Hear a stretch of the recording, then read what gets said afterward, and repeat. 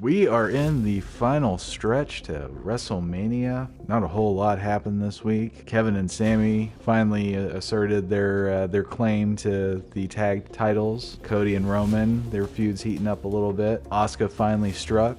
Bray and Dominic, it looks like their family feud is starting to heat up as well. We're going to talk about all that. So good morning, Internet. Sit down, relax, have a beverage, and hopefully I will get good at these intros.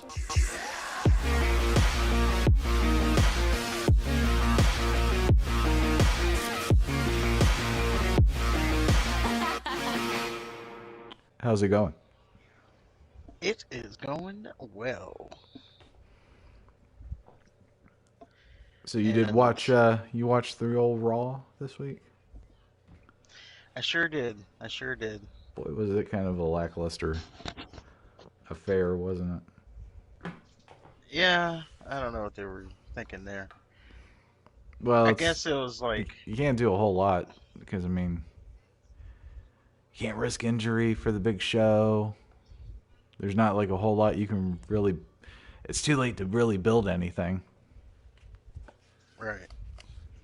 Like the chips are kind of where they are right now. Yeah, I just think maybe they could have like ramped up the story a little bit more. I don't know. Well, they kind of did. Some stories. Huh?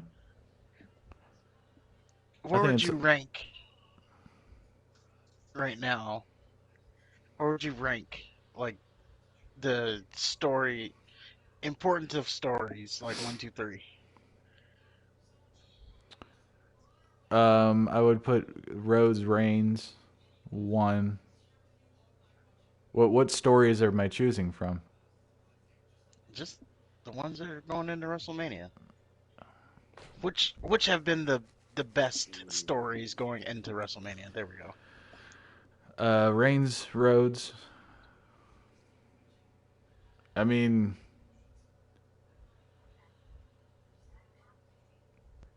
I kind of like the Gunther the Gunther thing, but that's bias.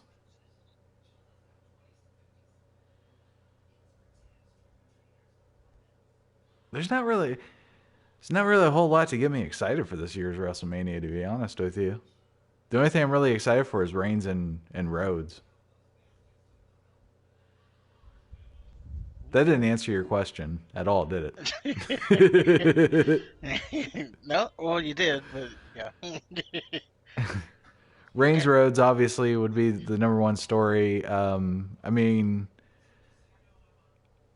I guess the Sammy Owens story would be two.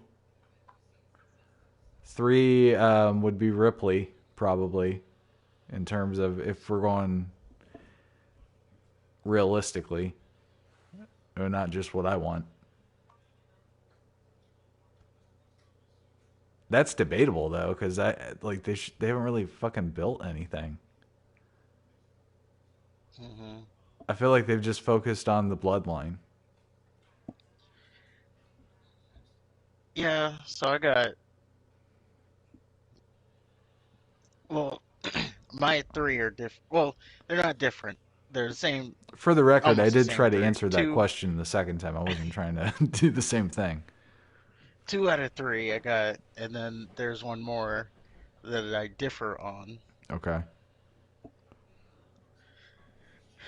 So I'd actually put Roman and Cody as the third story right now. Okay. Ray and Dom second, Oh, of course. and then Sammy and the Usos third. I'm sorry, first.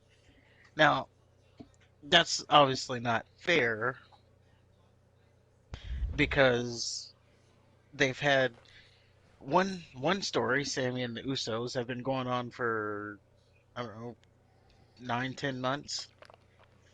And then Dom and Ray, that's been building for just about as long. So yeah. Like those two just have been built throughout the year, so you can't. And then Cody, he won the Royal Rumble, so that's just been a couple weeks for him.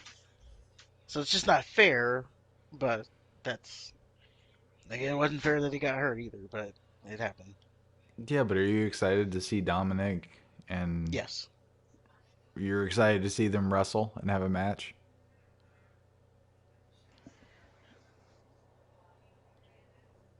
yes. Golly. Maybe I was excited for the payoff that I got on SmackDown, and that was the height of what I wanted to see. Probably. I don't see them having a really good match. I don't think Dominique is very good to begin with, and Ray, legend or not, he's not the same as he was in his heyday when he was battling for the cruiserweight title. Well, first of all, this if you're telling a story, this doesn't really have to be Ray shouldn't be bouncing off the ropes or high flying and 619ing and all that. This should But he be will be. like a personal. This, This should be a personal, straightforward fight. but he'll still 619. They'll both 619 each other, and it'll Well, Dom, Ray will I be. know Dom will because he's going to be playing up the heel persona, So will Ray but I because don't want that's to what he see. does. I don't want to see Ray bouncing around the ring like he's Do you rem- just wrestling a random SmackDown match. do you This is supposed remember? to be like a grudge. Do you remember his feud with Eddie Guerrero and Eddie like was basically brainwashing Dominique? He still did the little Yeah, bouncy around bullshit when they finally got into the ring. So I mean, I just hope they pay attention to detail they enough won't. to. It'll be a horrible match. If Ray's It's going to bouncing be around, then I'm terrible. gonna say, like, I hate it, I hate it so much when there's this big grudge, right? They've been brawling, they've separated, they just hate each other, and the guy's going for roll-ups for a victory. Like, no, no roll-ups.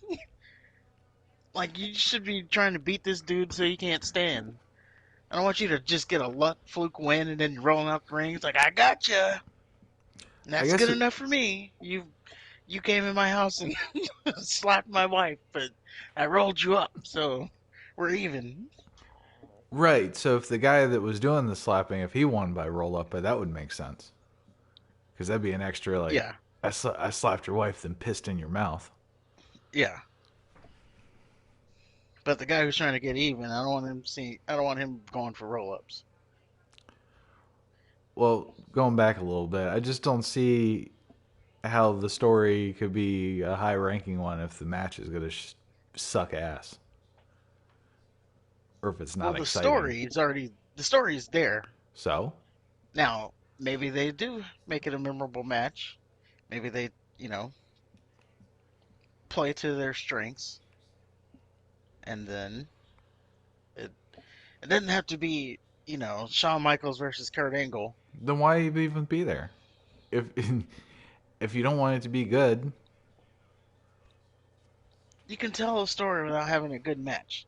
Over in AEW. No, I don't want to go there right now. it's it's it's WrestleMania. You know, It's Vikingo WrestleMania. debuted, It's one of and we'll just them. say that. You just got done saying how they were building it for almost a year, Right. and for them They to built it around a story. and you're So telling now the match is should be a story. it's fucking wrestling. Why the fuck wouldn't it be good? Fuck the story. It is It's a wrestling. story. It's wrestling. You can have the It's greatest story in the world. You still have to be in the ring, and if that sucks, then it's all for nothing. well, I'm saying if they do it right, it doesn't have to suck. If they're not trying to flip flop, it doesn't have to suck. If they're just like straightforward beating ass, like I'm sure Omos and Brock Lesnar probably be more straightforward than the Ray and Dom match, when it should be like that's going to be more of a fight than the Ray and Dom match, when the Ray and Dom match should be more of a fight. because of what's been built. I agree with that.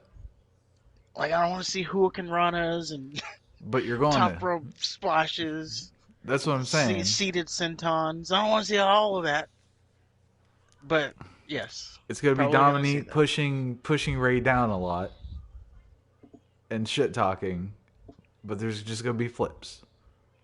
It's gonna be a Rey Mysterio match,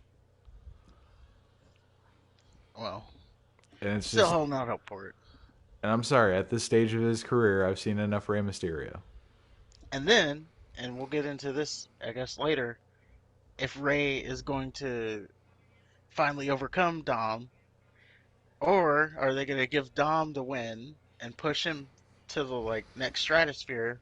He went into WrestleMania and beat his dad after all he's done to his dad. So, there's something there. Like, is Ray going to get his revenge, or is Dom going to the next stratosphere? I think the Intercontinental title storyline is more compelling than the Mysterio storyline. What's the story on the Intercontinental title? Is the Okay, ring? with Gunther. With Gunther. Uh huh. What is the story? Can he keep his belt? How is he gonna? He even said on SmackDown whatever he has to do to win or to retain his title, it's on Adam Pearce's hand. So is he gonna gouge out both both people's eyes? How's he gonna do it? Is he gonna lose? Is he gonna lose for the first time?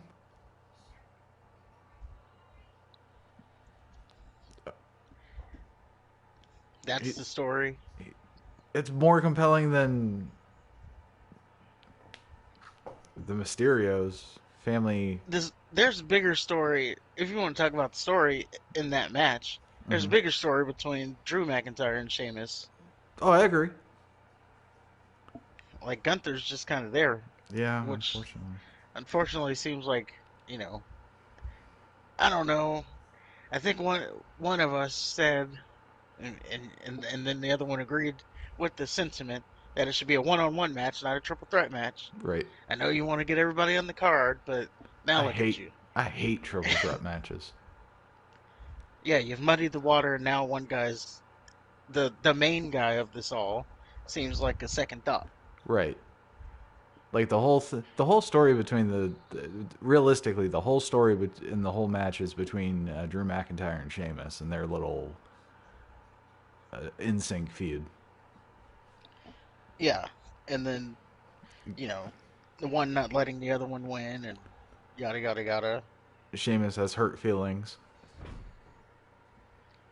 Yeah, so but I mean, match wise, of course, it'll be good match, but Yeah, it'll be great. we're only talking about builds here. But I gotta say, I'm tired of seeing both Drew McIntyre and Sheamus.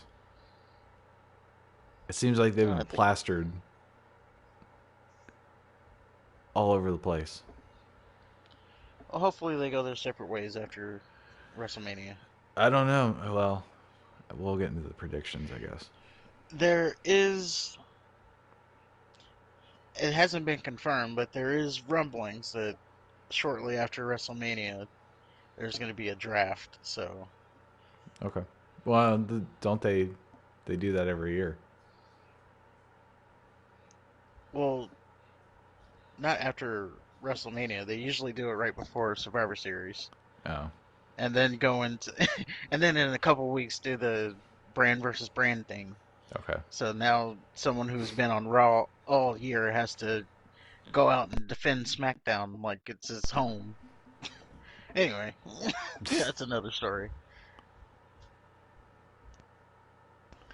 But yeah, it looks like they're playing again, not confirmed, but it looks like they're planning for it after WrestleMania. So we'll get some shakeups here.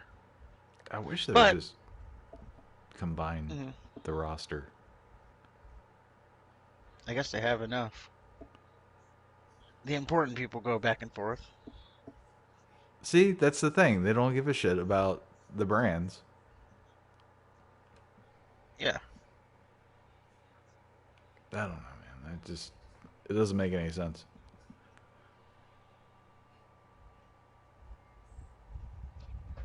Well, what also doesn't make sense is Monday Night Raw because I don't know what they were doing overall.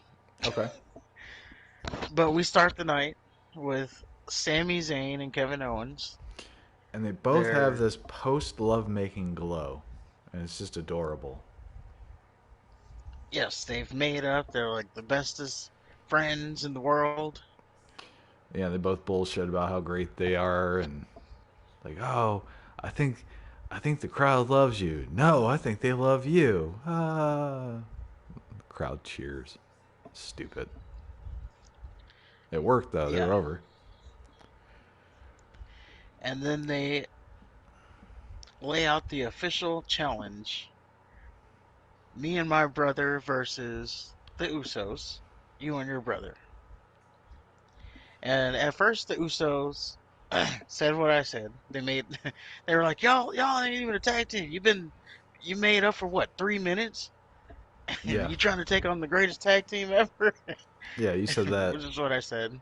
almost word for word like a few weeks ago. Yeah. I knew you'd get a kick out of that. There was some portly woman holding a Karen acknowledges Roman sign that was very distracting for me. Her face was painted like a clown. Oh, I missed that. Oh, how could you? Probably Anyway, for the best. probably. So yeah, the Usos when they came out, Jay called Sammy a backstabber, and Sammy was like, "No, you want to backstab." And of course, yeah, like you said, KO he issues the challenge, and Jimmy says no at first, Yeah. but then Jay says, "Nah, we're gonna go ahead and accept it." So then they fight, and Yeah, there's a so he puts it on the heels of this can be the opportunity for us to handle the Sami Zayn and KO problem. yeah they've been saying that for weeks. Yeah. It's getting old. But then yeah, they go into a brawl And Sammy and KO and start getting the upper hand. And there's a moment where Jay he's thrown into the ring and he fell down and then he got up to get into the corner to set up for the hell of a kick only to fall down again. It was very quick. It was very awkward. And I chuckled immensely.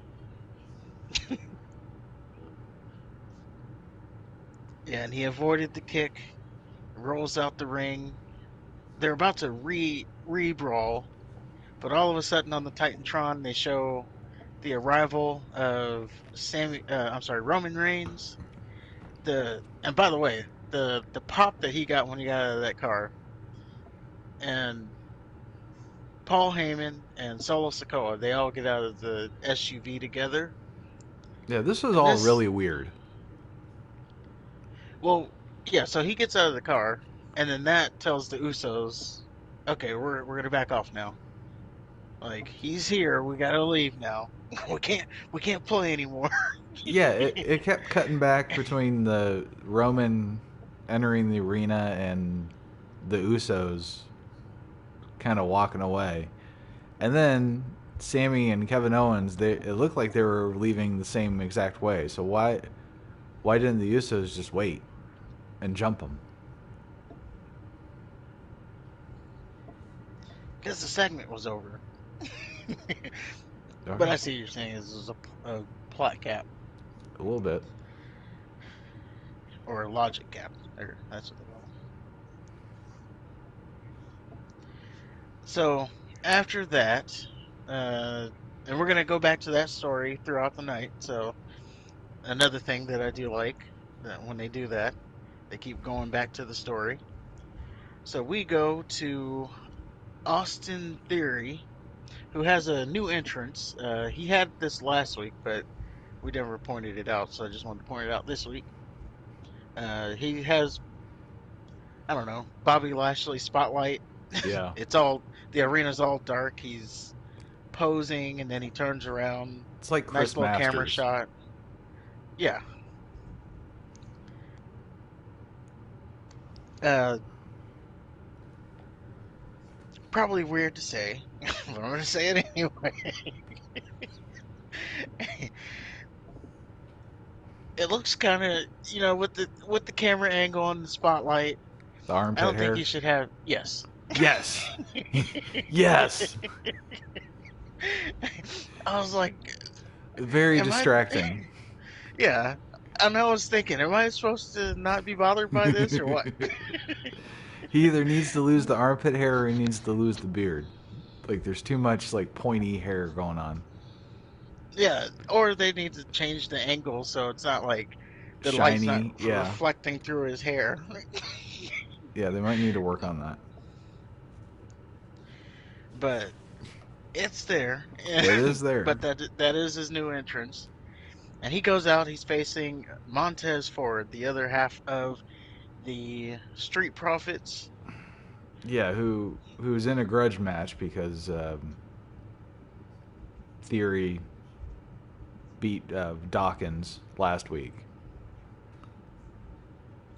And Ford comes out with a goddamn solo cup to a grudge match. Well, he didn't seem mad at all. No.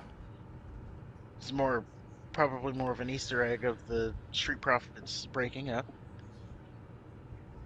Or But, maybe it's just that Montez Ford is terrible. He did the same thing when Bianca Belair was attacked by Alexa Bliss.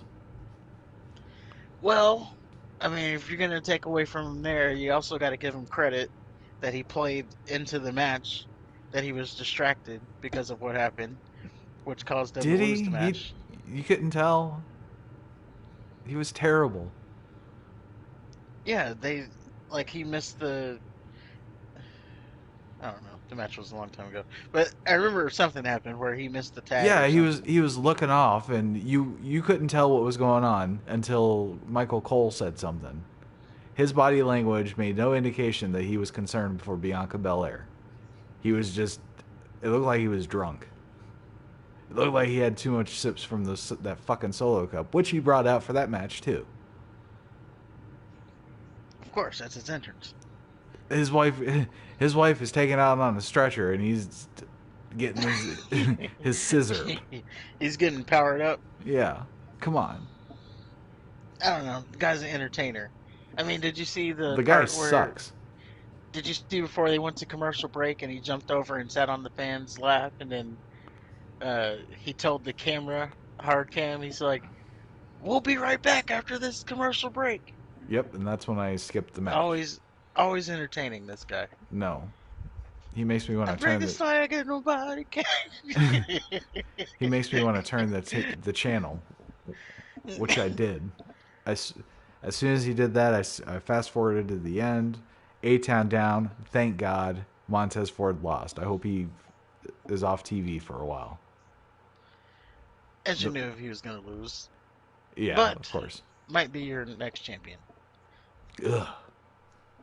The more I see this motherfucker, the less I want to see him. Well, No wonder he's better than married to Riddle. Bianca Belair. They both fucking suck. Hey, I would gladly suck if that was the prize. Well, you can have her. I can't. He has her. I mean, someone else maybe. There's enough women on the roster. Never mind. That's gonna get weird. So, post match, Theory gets on the mic. He said something I don't even know. It didn't make sense to me. Talking about Ford didn't believe in him, and John Cena didn't believe in him, but he's going to. Well, he said Ford didn't believe in him, but now he does, because he just lost. I think he said something about Dawkins as well, and then he said Cena clearly doesn't believe in him, and after WrestleMania he will. It made sense. It didn't. it didn't for me. But then I got it afterwards. Oh, because the whole Cena promo was talking about they don't Yeah. believe in you.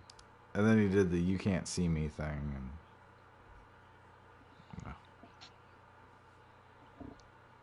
And it is a good time to mention that, as reported on SmackDown, that match is going to open the night of all WrestleMania. That's night one's first match. well, at least they'll get it out of the way. So it won't be. It's interesting because there's still that. There's still a thing going around right now of like who deserves the main event slot versus who's getting the main event slot because of politics. Right now, it's slotted that Rhea Ripley and Charlotte Flair are getting the main event spot because um, I don't know. There's reports all over the place. Like the investors wanted them to have a women's match because as the main event because they didn't have one last year. That was one of the stories. Um, I forget what the other stories were, but there's just a lot of stuff going around, all leading to the fact that the women are going to be the main event of night one. Uh, Cool. So I'll get off night one early. so that's oh man, you took my joke. Oh, I was gonna say that's what's slated as night the main event, and then what the fans want, of course, would be the Sami Zayn Usos match to main event night one because it's been built for 7 months, 9 months, whatever it is. So that and should be deserving of the main event. Charlotte and Ripley has been built for like 2 weeks. Yeah. Yeah, that's fair. Um, so people want that, and I said, people are so upset. Who's going to main event? Let Rhea and Charlotte main event night one of WrestleMania. That just gives everybody a head start on doing something else for the night. Right.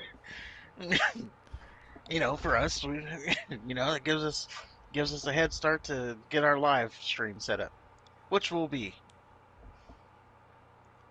live. So are So you saying you're skipping that match as well? no, I'm gonna watch it. Okay. I am. There is a match I'm gonna have to So why skip, would you but make I that don't want joke if it doesn't even apply to you? So you're just a joke thief. to. You just want the joke. Yes.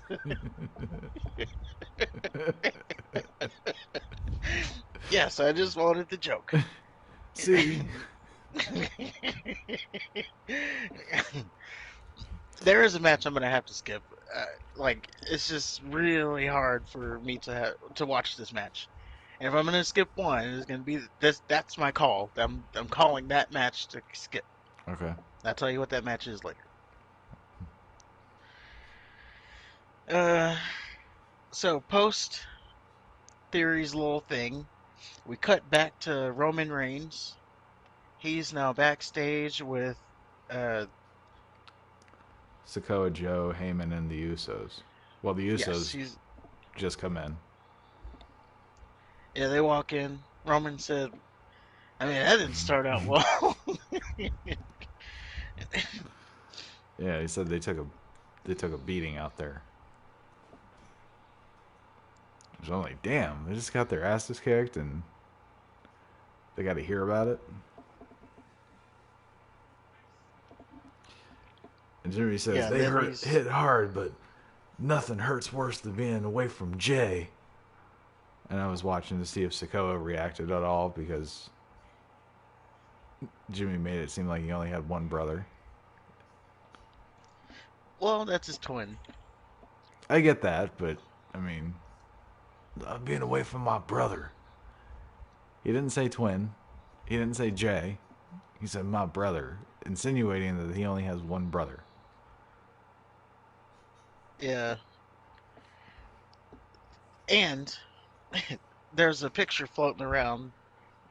There's another one who's about to be ready.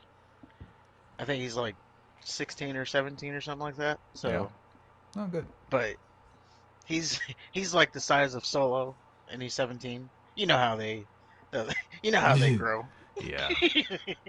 So yes, Unfortunately. there's another one coming down the pike. So uh, people were making the connection. Oh, this is going to be the future bloodline, or this is the when Roman leaves, this is going to be the next bloodline. So yes, there's another one, and he is coming, and he and much like their lineage, he's bigger, probably faster, Probably. Yeah. and 10 times more scary. Yeah. That's just how that family that that F I don't know. That's just how they roll.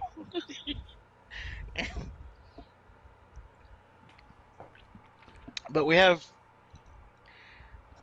it was interesting what happened after that, right? So he said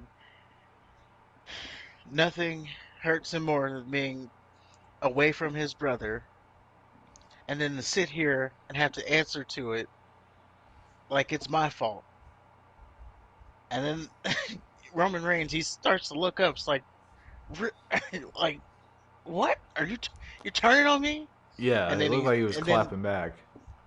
yeah, and then he said, and I'll never blame, and I'm gonna blame Sami Zayn for that, or I'll never forgive Sammy for that.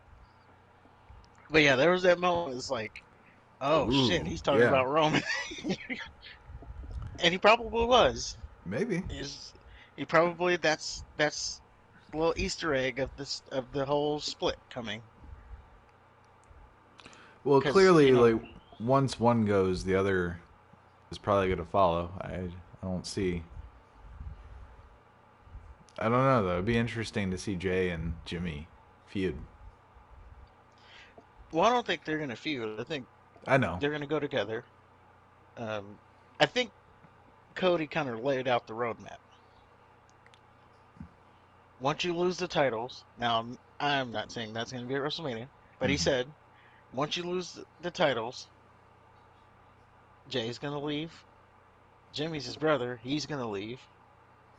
J- Solo's their brother. He's gonna leave. You're gonna have nothing but Paul Heyman.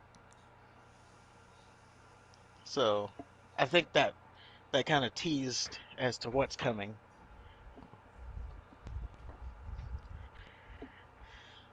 But yeah, it was interesting that Jay started talking about that, and then as Roman's looking up at him, he's like, and I'll blame Sami Zayn for that.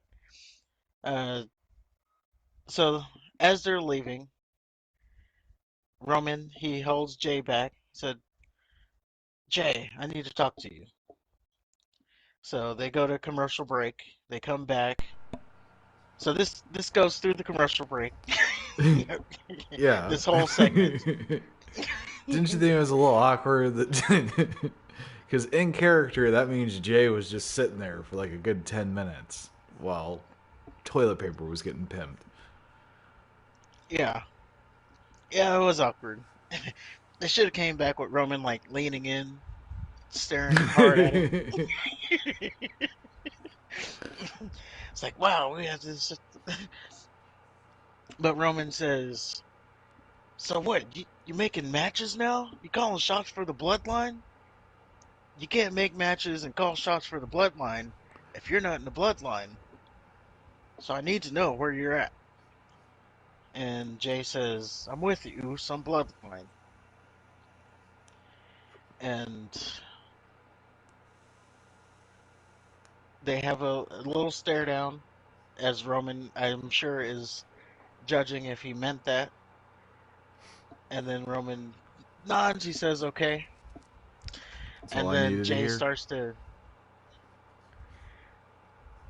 well, Jay starts to, yeah, that's right. Says, that's all I needed to hear. Jay starts to get up. Roman grabs him. He says, I love you. And then Jay gives like this weird, "Well, yeah, whatever" type look to him. Yeah. He looks really uncomfortable. Well, I got it more as like I know you're just trying to manipulate me. Oh, I got it as like a dude. Another man is telling me he loves me. Oh, yeah. Unfortunately, I've gotten that kind of a look before, so I know exactly. You make your spouse mad, and then you try to, I love you, to smooth things over, and you get the yeah, whatever. Okay, fair enough. Uh, and then so Jay leaves out of that, and then Paul Heyman, he's like, my tribal chief, did you hear? Did you get all the answers that you needed? Roman says, I did. Didn't say if it was good or not, but he just said, I got what I needed to hear. Yep. So interesting there. The split is coming. After that, we go into a Chelsea Green segment. Actually, let me just recheck here. No. We get a fatal four way match announced. It's your little showcase match. It's gonna have four tag teams in it. I don't even know what they're in this match for. And same for the women. They're going to be in the Fatal Four Way match. Now that one is actually for the number one contendership to the women's titles, titles. No, The men's, it's the Viking Raiders, Ricochet and Strowman, Otis and Gable, and somebody else. the Street Profits. Is it Street Pro? Okay, so either the Street Profits or Strowman and Ricochet are gonna win. But I think something to note is, didn't they already kind of split up Gable and Otis? Haven't they already moved forward with that? Well, they kind of did. So just last week, yeah, they were doing Otis is with the male models now. Yeah. So why the fuck are they in this match? Well, they kind of walked it back a little. So this week, uh, Gable's on one side and Maxine Dupree's on the other. Mm-hmm. They're both kind of tugging at Otis. Like Maxine Dupree says, "You need to go. I got this. You need to go get a manicure before your hand modeling gig." I don't know. And then on the other side, you got Chad Gable saying, "You need to come with me to ringside so we can. I don't know. You come with me by the ringside." So Otis chooses to go with Chad Gable out to ringside. So for a second there, he did choose He chose Gable Dick. over. Yes, Bros before hoes, man. yes. Okay. Now when we get to the match, we'll talk about that again. But At least they did something about that. yeah, I mean, I'm not gonna yeah. watch the match, but at least they did something about it.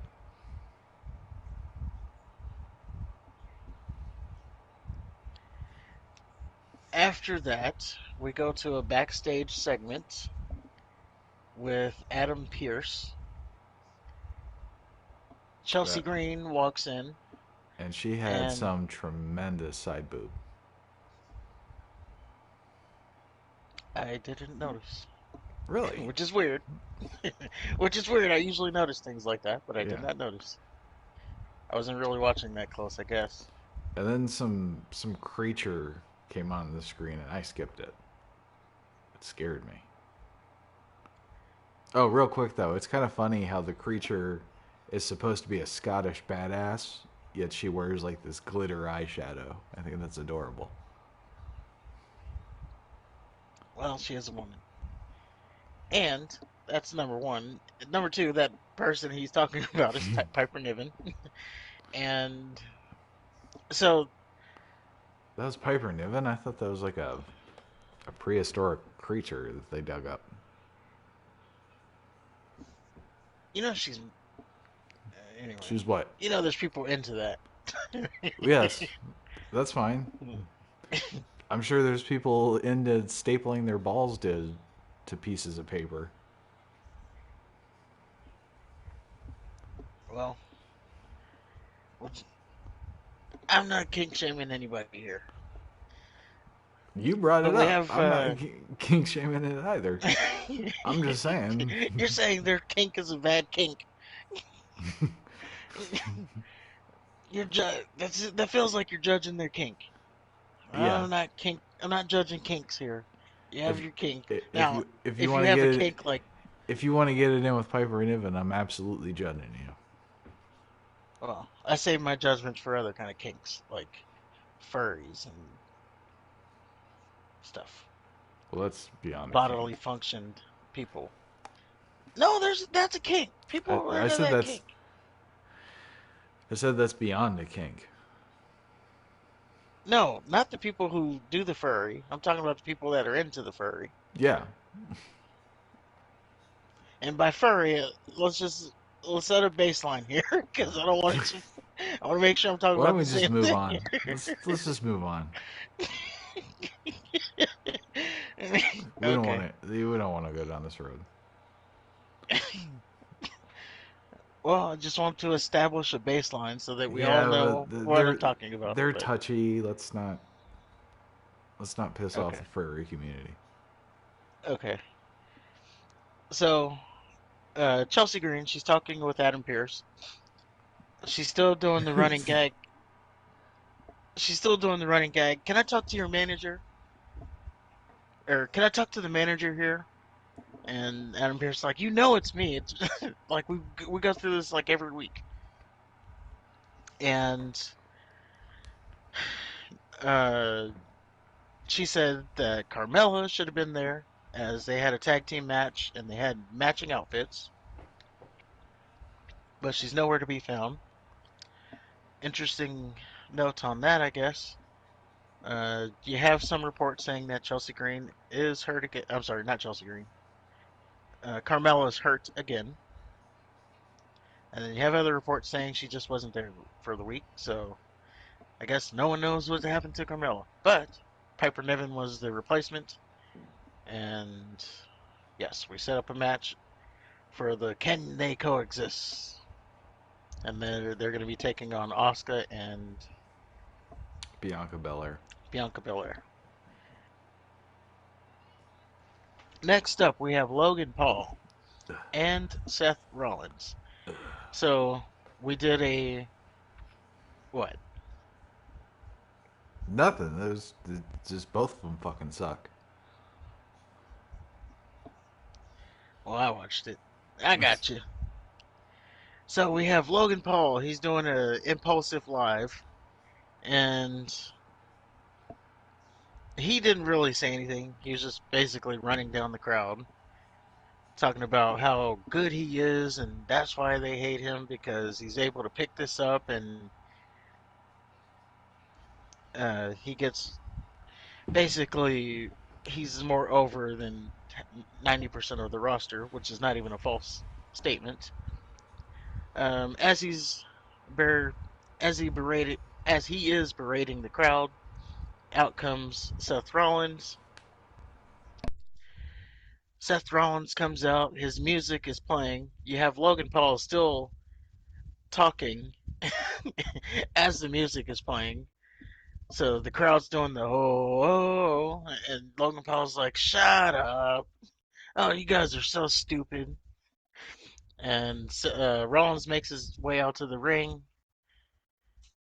They exchange some words, and a brawl ensues. It's one of the pull apart brawls. So you have security out there. They're pulling the two men apart, but it's still going on. It's breaking down. At one point, we have Seth Rollins. He puts Logan Paul on the announcer's table, and he's going to do a splash from the ring to the announce table. But security gets in the way. They stop it from happening.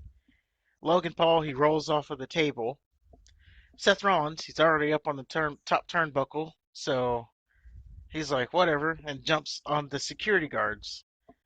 Now, as he jumps on the security guards and he hits the ground, he gets up. He's distracted because he just jumped on the security guards. He turns around and then wham! Out of nowhere, he got knocked out again by Logan Paul. Logan Paul has that knockout power, and Seth Rollins keeps feeling it. So doesn't this pretty much So, guarantee that Logan Paul's going to lose? probably. But he has knocked Seth Rollins out twice. So they're really setting it up as it just takes that one punch, and then apparently Seth Rollins has a glass jaw. Well, he was distracted. He was. I didn't see the second one, but he was distracted the first one.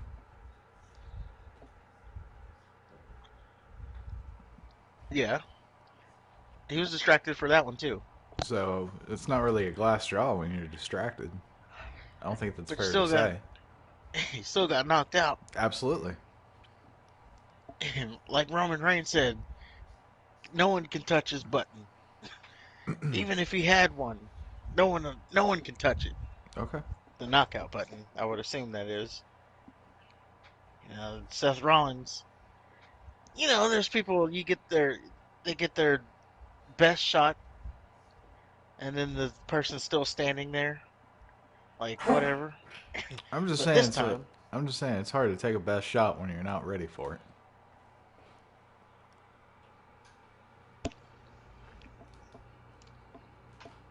okay. Well, I'll back off that a little bit. Seth Rollins doesn't have a glass jaw, but he did get knocked out twice. Yes, he got knocked the fuck out. Yeah. And again, Logan Paul, he's like, whoa! And he's blowing on his knuckle. So that's how that segment ends. And we have our match set up for, I don't know what night that's going to be, but it is set up for WrestleMania. Logan Paul versus Seth Rollins. After that, we go backstage again to the Bloodline. Uh, they're So Roman Reigns is at Raw, and he was supposed to be going to confront Cody Rhodes, and he's getting ready for that. The Usos and Solo and Paul Heyman, they're all with him, and as he's getting ready, he's like, you know what? I want you guys to take the night off. He's talking to the Usos. Take the night off. Go to my jet. I got catering. I got seafood. I got Sushi. shrimp. I got lost lobster. I got sushi. I got mahi mahi. He said, just go, enjoy yourself, eat. And Jay's like, you got mahi mahi. And so they're excited to go eat, and they accept it. So they're leaving. Solo, he's going with them.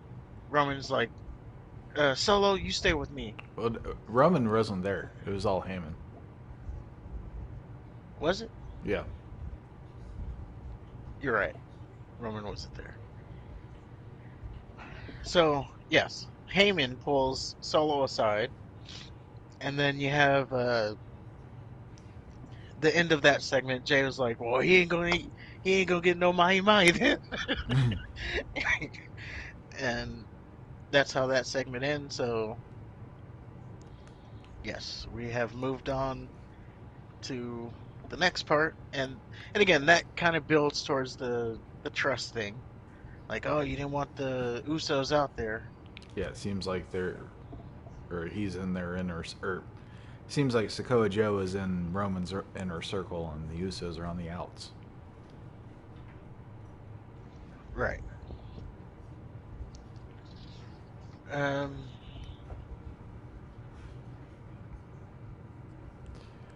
Edge did a promo that I didn't pay attention to.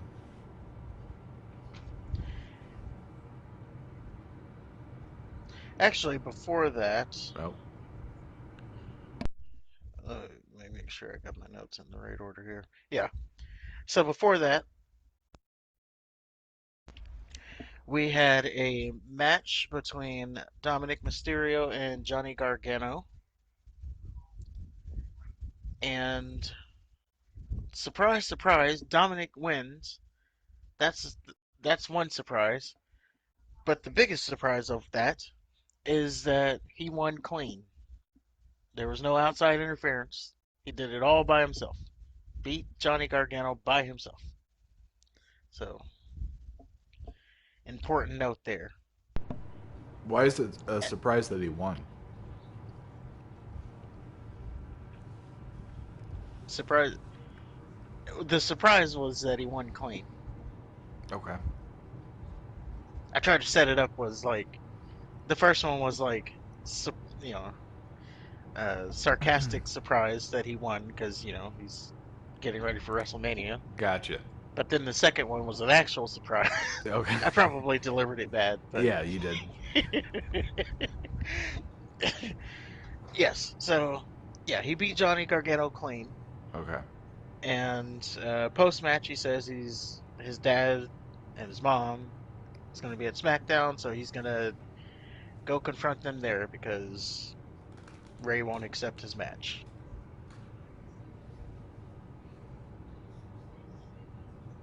Okay. Then we have an Edge segment. Edge is sitting in a room. He's all dark. The only thing you can see is his head. He's like a floating head, almost like the uh, what's his name, General Zord or whatever, Power Rangers. Zordon. Yeah, it reminded me of that a little bit because like all you can see was his head. It was like perfectly outlined that the only thing you can see was his head. Like I think he had like a turtleneck, black turtleneck on, so he had no neck, and you just saw his head. I don't know why I'm so stuck on that, but it was just amazing that it was his perfectly head cutout, and he was moving, so it was like a floating head thing. Anyway, he he basically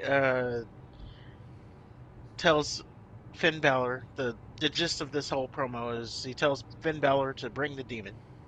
He doesn't want Finn Balor, he wants the demon. So there's your tease that Finn Balor will reprise his role as Demon Finn Balor. Are you excited for Demon Finn Balor? I like the entrance of Demon Finn Balor. Yes. Um, I honestly, I am kind of concerned because the Demon Finn Balor is such a different like character than he is now. Like his mannerisms and everything he does as the demon is so much different from what he is now. How so? I just,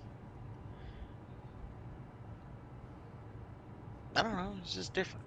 Like it's just different. How is it I different? can't. Okay. Well, because the demon is like crawling around and For the entrance. I don't yeah. remember him wrestling any differently.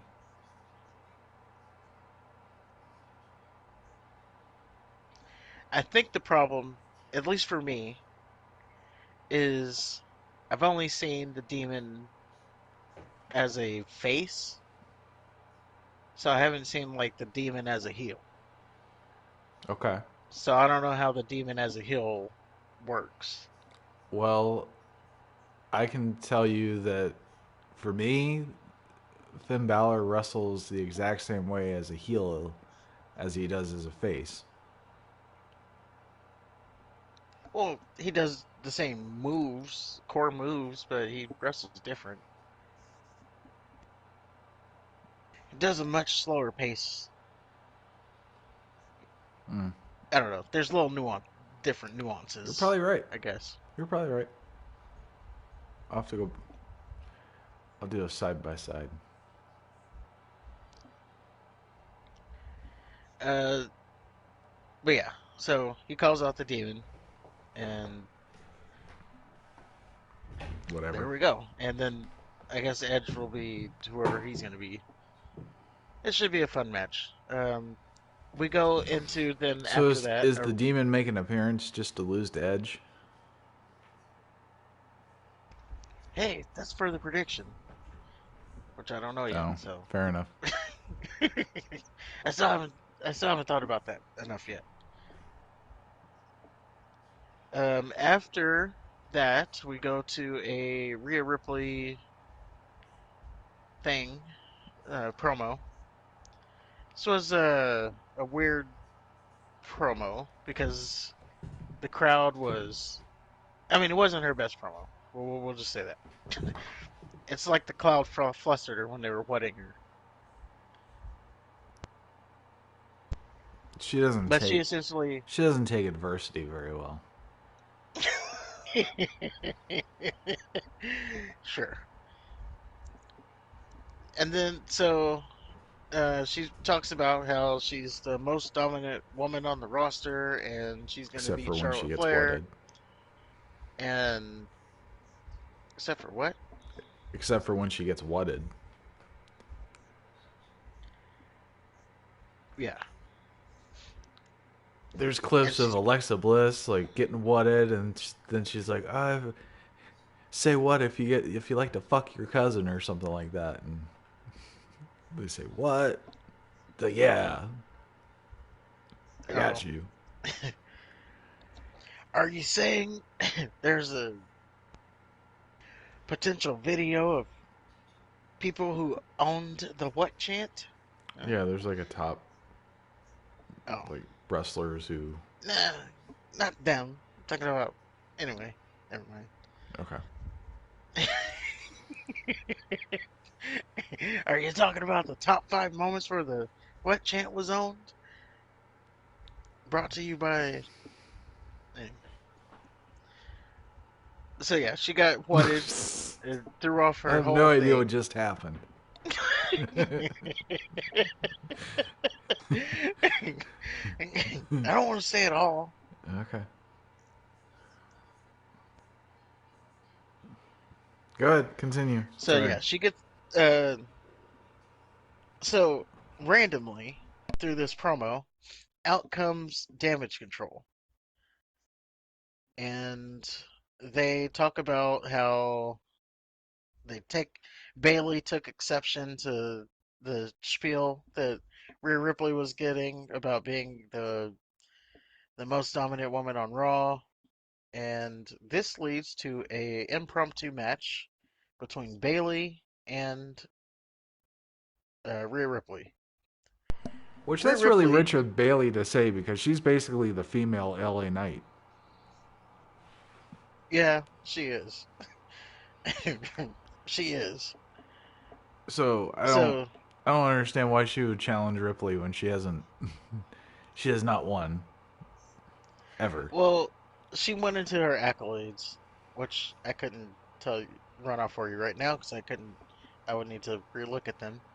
But But being a champion and main eventing this, that, and the other. yeah, but we're kind of at the point where it's like the Bears. Like, oh, remember 1985 when we won that Super Bowl? That was great. Yes, yes, go with the Bears on that. That's a great reference to talk about someone who's living in the past, football wise, Yeah. Thank you. and believing in the future, living in the past and believing in the future, and saying that every year is their year. That's a great example, and that's the team you should have. I'm glad you pulled that team out of all that. Okay.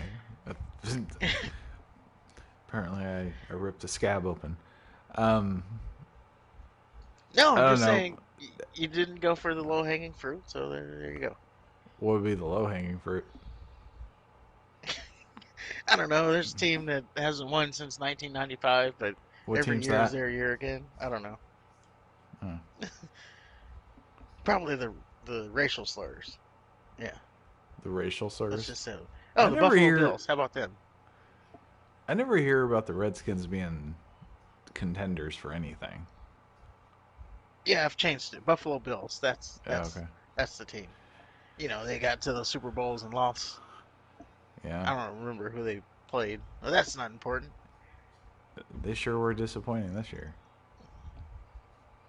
I know. The wheels fell off for them. Like you'd have to kind of say that they failed, right? Like this was a failure of a Well, season. no, because they had that thing happen, so they What had an out. what thing? Uh, the Hamlin thing They had a with him player get having that. hurt.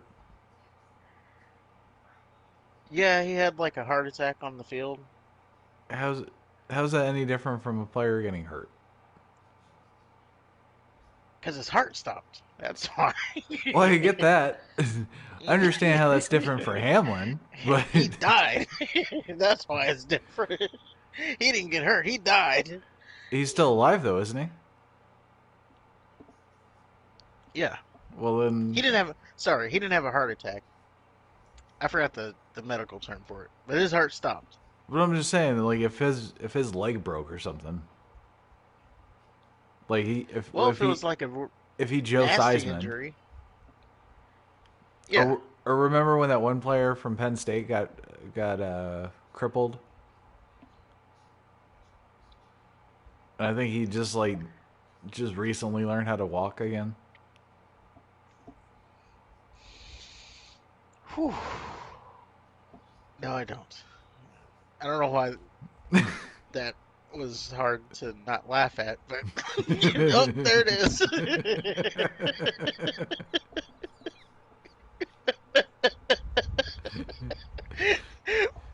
It was how you said it, not what you said. What did I say? How? I don't know. I was really trying to hold it in there. I don't even know. Okay. I was really trying to hold it together. It's just sometimes you laugh at stuff you really shouldn't. I'm just saying that's not an out for me. I don't see how that's any different from a player getting like a season-ending injury or something. Well, it shouldn't have been an out. I'm just saying that's, you know, the world, sports world, forgave them for that Oh, when that happened. They gave them instead of now everybody shitting on them as they should be doing, and calling them bust and Josh Allen can't win the big one and doing all that thing. well, I He's can't still say. getting. I don't think it's fair to say he can't win the big one just yet. Well, that's how they always do it. I'll say that. I'll say this season was a bust, for sure. Yeah, start calling them overrated and all that. Like if they would have lost the divisional, I think that would have been okay. But the fact that they didn't even get there, or not the divisional, Well, the conference. Like if they lost I to the guess if you Chiefs or really, something. yeah, and I'm guessing if you really think about it, I don't think you could really say that they were a bust. I just think that people didn't properly estimate how good the Bengals were. Mainly, how good Joe Burrow is. They underestimated that aspect of it. He's not better than Mahomes. Yeah. See? Actually, they were ready. They were ready to anoint him as better than Mahomes had he won that game. Of course they were. Like, they were saying it. If he wins this game, that's it. He's on top. They love him for some reason. Because he's got that swag, still smoking the cigars after the game, the big brimmed hat. You got Jason Whitlock on his shows like, I don't like him because he wears a hat. He's a I bust. Well, you're wrong on that, buddy, aren't you? love Jason Whitlock. Well, I like him too, but I just remember that one. He said, he said, "Oh, Joe Burrow's gonna." This was before the season. Joe Uh-huh. Burrow was gonna be a bust because he's wearing the hat. Yeah, he hates hats.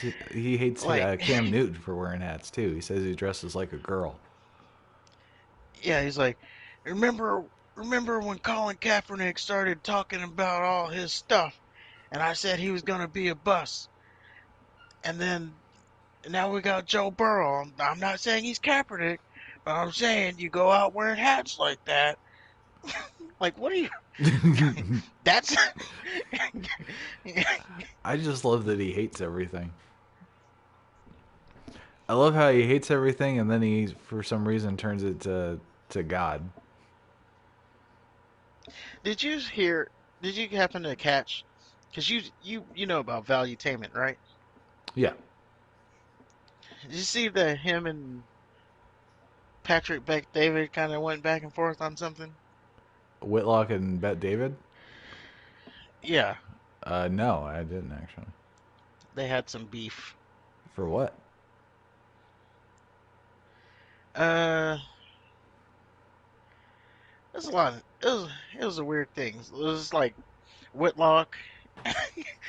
Whitlock didn't want to go on the show because of either money or Hmm. something like that. And then Patrick Bet David, he was like, or no, he didn't want to go on like an argument panel or something. Okay. And Bet David was like, you know, I don't know why I have to do everybody's impression, but here we go. You know, what's his Whitlock show's name? On what? Firestarter No, or like the not? whole show. Oh fuck. I don't know. Not off the top of my head.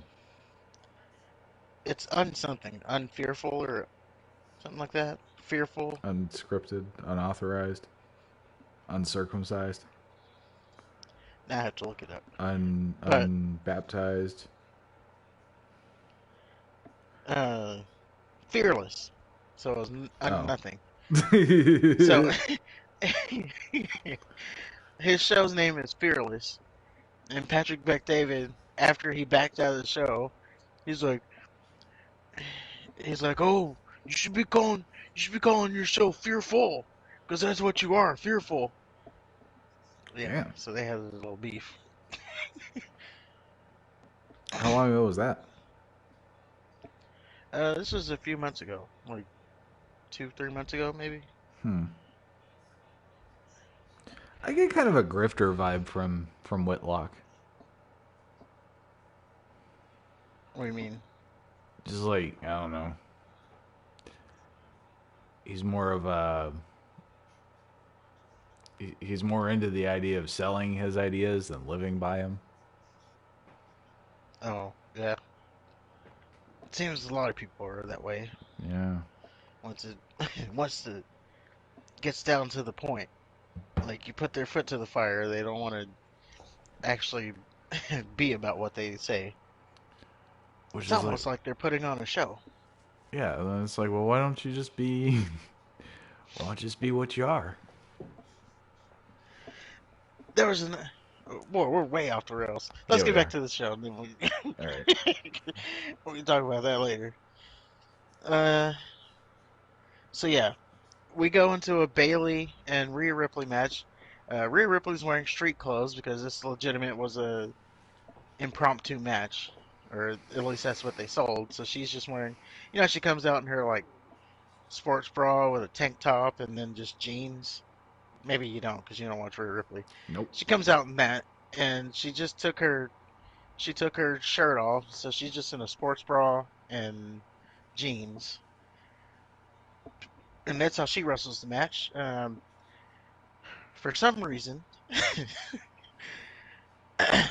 Lita, Trish, Becky, they come out to the ringside, and this helps Rhea Ripley get the win. So there you go. All right. Sounded exciting. Sorry, I missed it. Well, even more exciting. Oh, this is actually kind of a good thing, uh, I guess. So we have. After that, we have Chad Gable versus Ricochet, and a what I like to call Tony Khan special. Just two guys going out there to put on a banger with no story behind it. Yeah, that And indeed they did. kind of They pisses me off that Hulu would edit that out and leave that stupid Rhea Ripley Bailey match.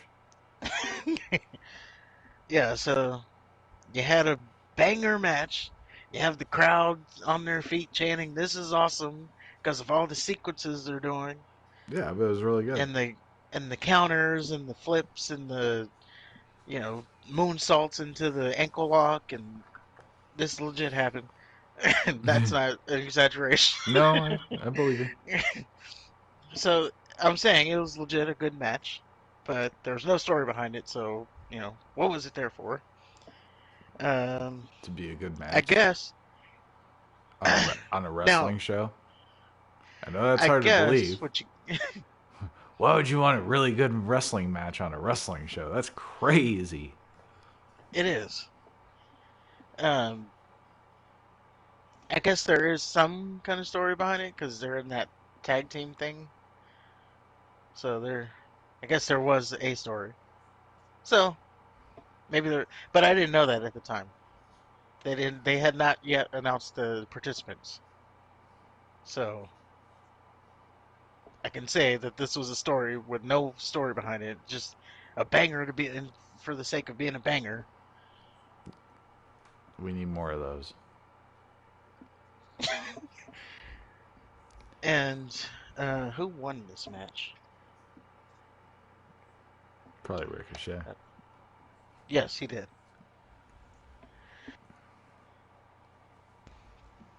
Next up, we have Ridge Holland. He is now this is a commercial, but I've done all the other commercials, so I might as well mention this one.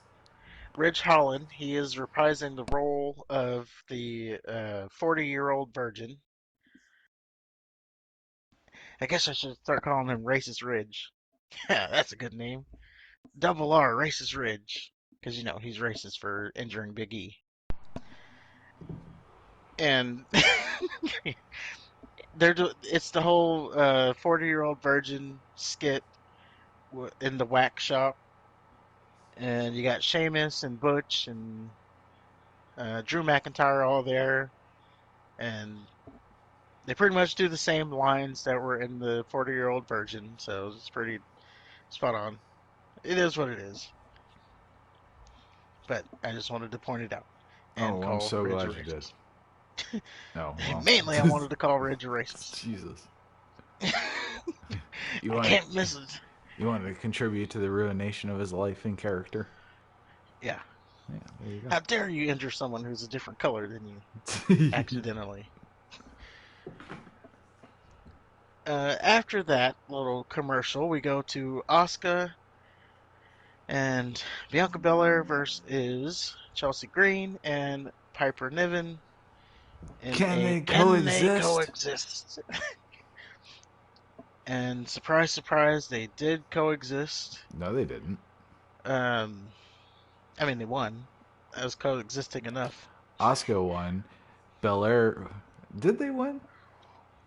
Hmm. Oh, yeah. Okay. So, well, the first thing I noticed at Belair's entrance, the champion, the Raw Women's Champion, her entrance was interrupted by a commercial break. You got Of course. Roman with his 30-minute entrances and his and his 10 belt poses.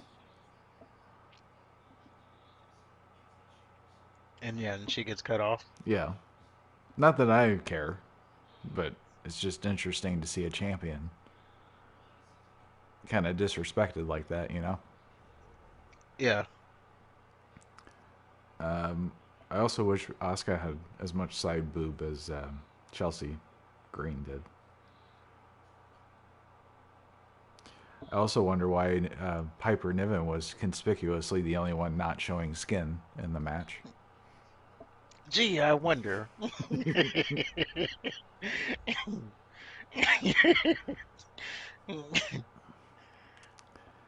Um, After the match, well, basically Piper Niven was there just to be a heavy thing for Bianca Belair to lift, which I thought To was show just how strong she was. yeah. It By the was. way, she's lifted Otis, so in comparison. Are you fucking kidding me? Yeah. It wasn't like in a wrestling capacity. So when her and Bailey, this was like not recently, this was way before, when they were feuding, they had a obstacle course thing that they had to go through because no way to build a feud than to tell you who's a faster superstar. Of course. And uh, one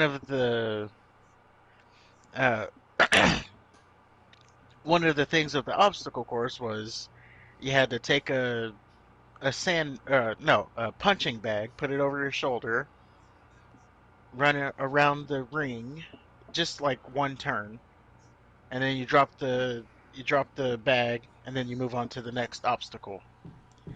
Well, since Bailey was a cheater, instead of the punching bag, she subbed in Otis. So Bianca Belair had to pick Otis up, run around the ring with him, and then continue the obstacle course. So yes, she lifted Otis, but it wasn't in a wrestling match, I guess that's okay. and it was a fireman's carry. I don't know if that makes it better or worse, but maybe it makes it. Now I'm saying I could do it if it was just a fireman's carry.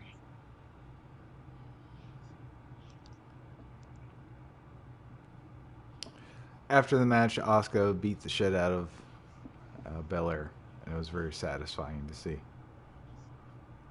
Because all throughout the match, Asuka would there'd be because it was a can they coexist match. There were extra moments where the team would miscue.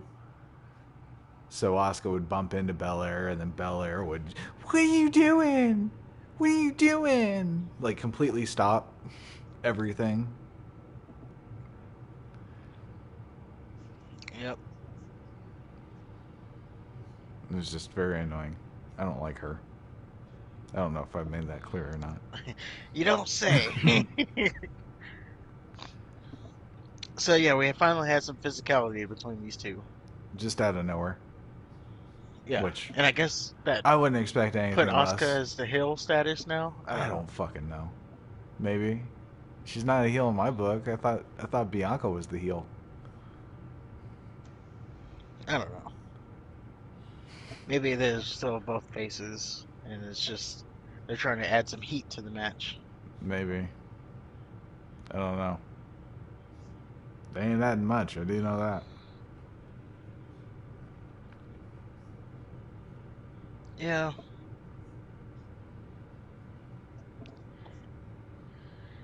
but after that, we move on to our main event segment. Not our. That was our wrestling main event. Now we're on to our main event segment, which is our final face to face. Well, not final, but our So next face to face with Cody Rhodes and Roman Reigns. Roman comes out with Sakoa Joe and Heyman, and Sakoa Joe is in full Joe mode. He's got the little shorts and the towel, and so you automatically you know that there's going to be some physicality. Yeah, and they go to the ring. Obviously, they both have their long intros and pyros. I counted two pyros each, so at least they were even on the pyros. Who for Rhodes and Roman and Reigns? Cody. Oh, Cody had more than that. He had more? Yeah. Well, first of all, I wanted to point out that Since we started, noticing the entrances, I noticed Roman's entrance. He does this thing where he poses with his belts. Then he hands one belt to Paul Heyman so he can pose a different way with his belts. And then he goes into the ring and then he does yet another belt pose. I just thought it was funny. It made me laugh. All in Yeah, all, he's it was got his. good. Uh huh. Oh, I was just saying he has his little hand gesture as he comes down. And Paul Heyman's holding one belt and he does the hand thing. Yeah. Then he hands him the belt so he can hold it up, and then he hands it back to him. Yeah. This is really. It's kind of goofy. The more I think about it, it's really goofy. Now Cody, his entrance, I counted about like 5 minutes. I could be off. Uh, Something like that. Yeah, Okay. usually is. Now Cody, he came out immediately after Roman did his acknowledge me shtick. Cody had the pre-pyro. He had the whoa pyro. The pre-pyro and then the smoke. Yeah. He had the fist bump pyro, and he had sparklers. Well, You I counted all counted as that as two pyros. okay. So because the whoa Uh huh. pyro into the fist, I count that as like one. Okay. Well, there's an Because extra. it's There's an almost like extra. the well, it's almost like the Batista when he used to do the thing and then pointed down, and then there was that extra burst of pyro. Kind of count that as the same. It's like a continue. That was just like the last gush Okay. Fair of enough. the same pyro. But that's what I counted. Well, We're breaking down the pyro. right. We'll just have to agree to disagree for now. We don't have to get too far into that. But Cody's entrance was not nearly as long as Roman's. I will say that. Yeah. So yeah, they're both in the ring. Cody Rhodes. He says, uh, What do you so mean by Cody Rhodes' problem? yeah, you keep saying you have a Cody Rhodes problem, and I want you to define what the Cody Rhodes problem is. And Paul Heyman starts to take the mic, and he's like, "No, no, I don't want to hear from you, Mr. Heyman. I want to hear from the tribal chief."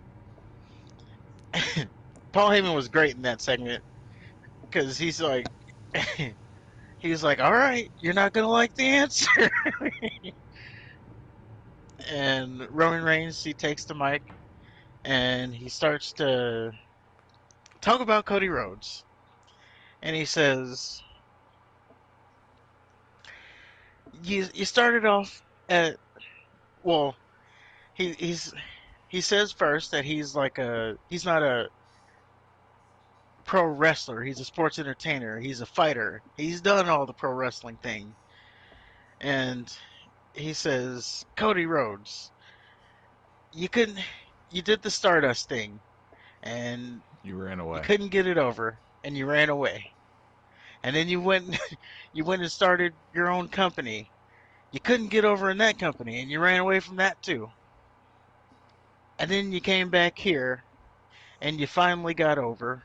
And he held the mic up so that everybody can chant Cody, Cody. And he says, basically, he says that you're going to fail. And on, what was it, March 3rd, night after WrestleMania, you're going to have to make the April 3rd. decision. Yeah. You're going to have to make the decision on whether or not you're going to run again. But we all know you are because you're a little bitch. Yes. Something like that. Yeah, you have to make the decision on whether you're gonna face your adversity or run like the little bitch you are. And so I would say he didn't necessarily cook Cody on this one as Really? he did the last one, but he definitely he definitely threw some haymakers at him. I think he ate his lunch.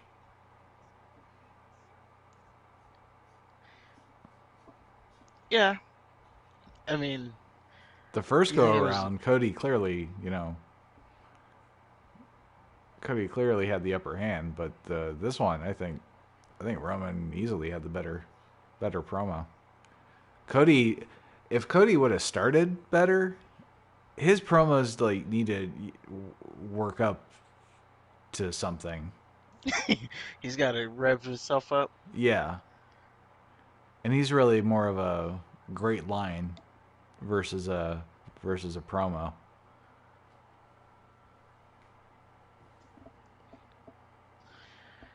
Well, do you happen to know what Cody said? Because I didn't get Uh, that part. give me one moment here.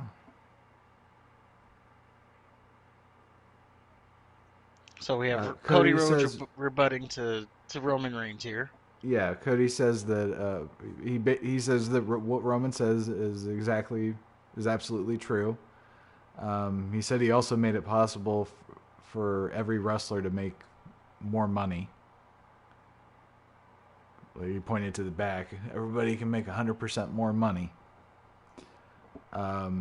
Then he says to quit bringing up Dusty because he's not coming back. My brother works elsewhere. The only roads you're going to see is me. And he says, my Cuban mom would tell me to knock your ass out right now. And he says, on April 3rd, you're going to realize what it's like to lose again. Um, once Roman loses the titles, the Usos are going to bail on him.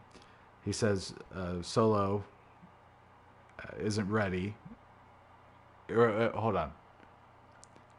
He says Sikoa Joe's been looking at him and mean mugging him all night, and he goes, "Believe me, you ain't ready," and he's going to bail on you too.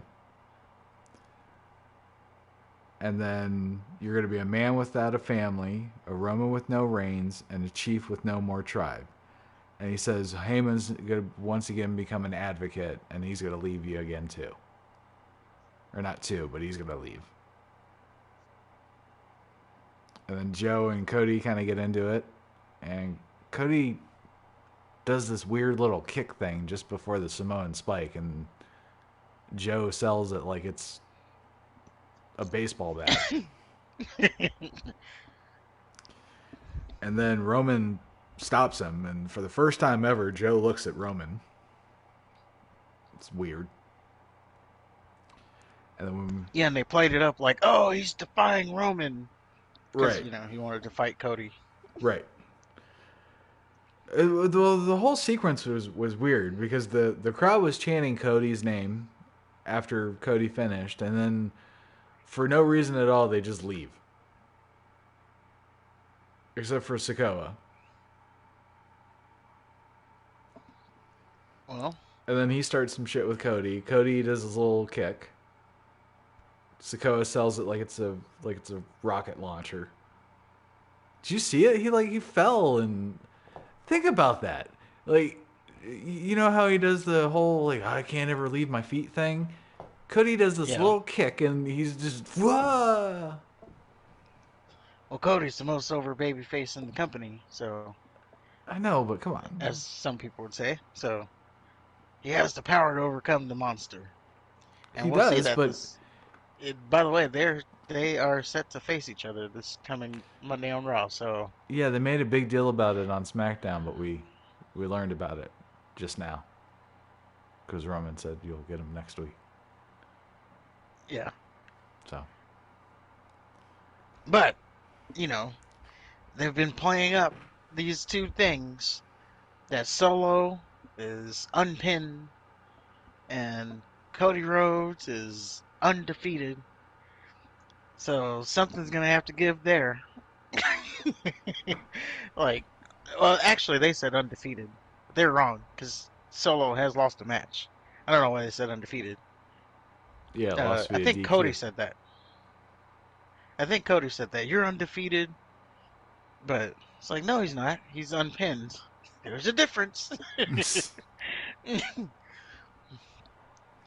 But yeah, they have a match set up. I don't know how they're gonna get themselves out of that one.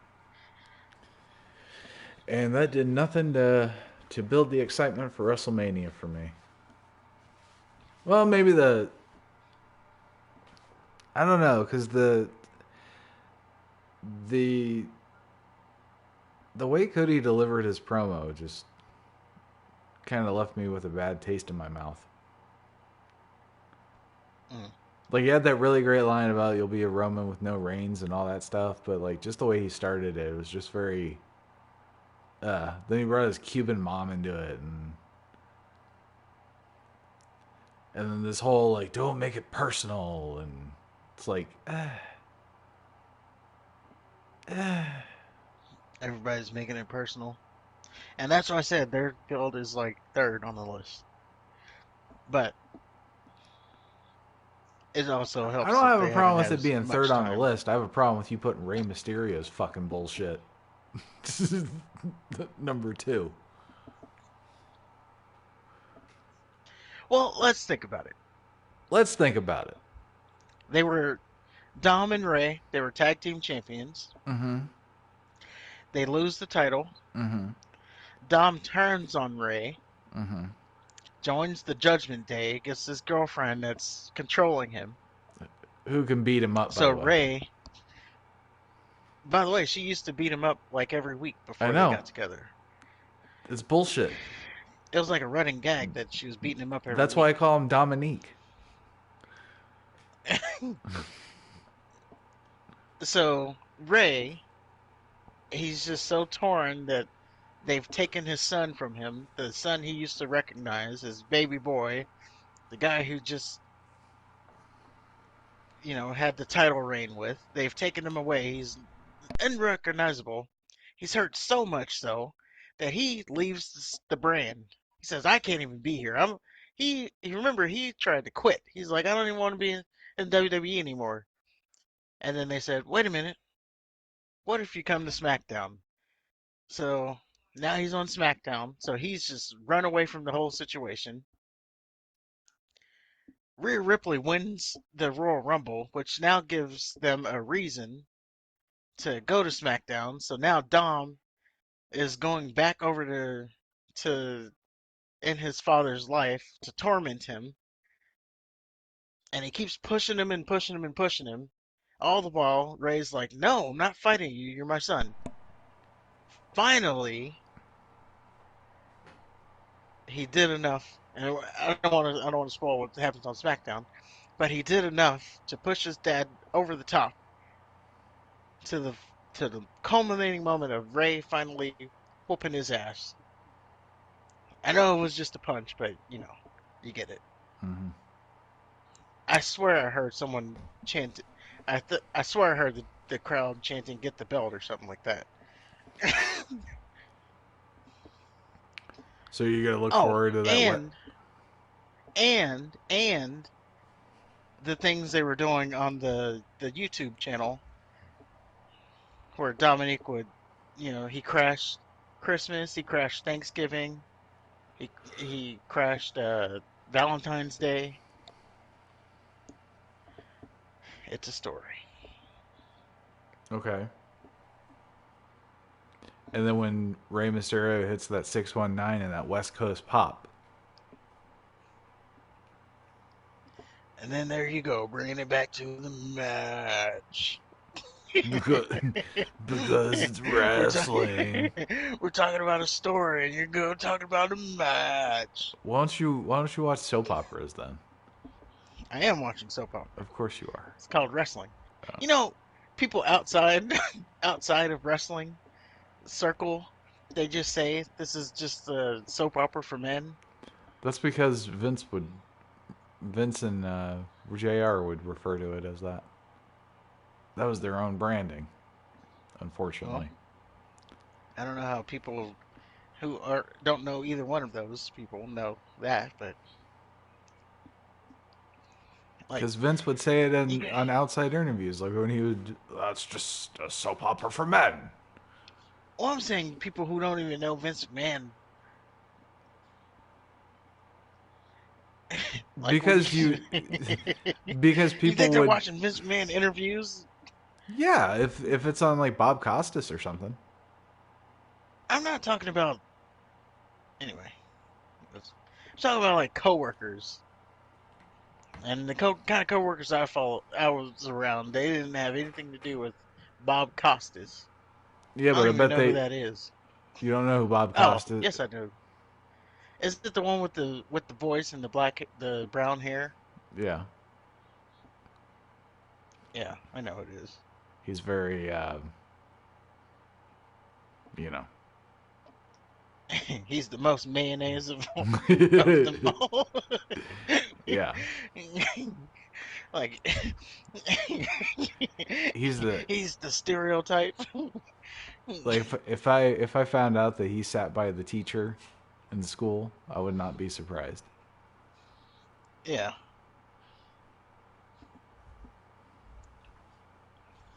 but yeah, they call it I a don't know soap why you opera. had to bring it to mayonnaise. It's kind of weird. I'm just saying, he's like when you get described, that's that's the picture that comes up.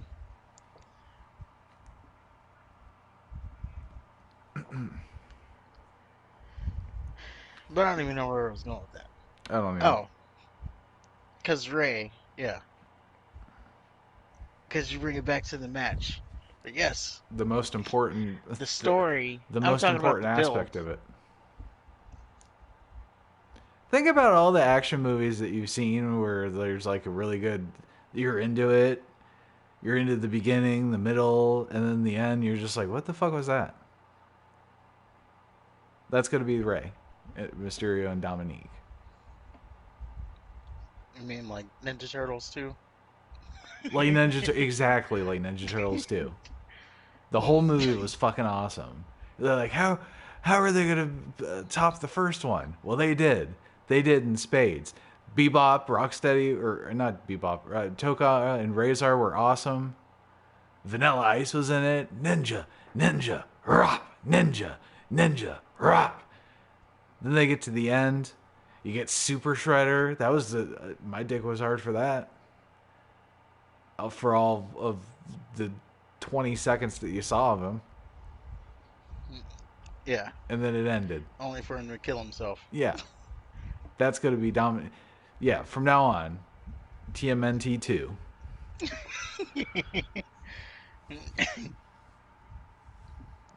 Well,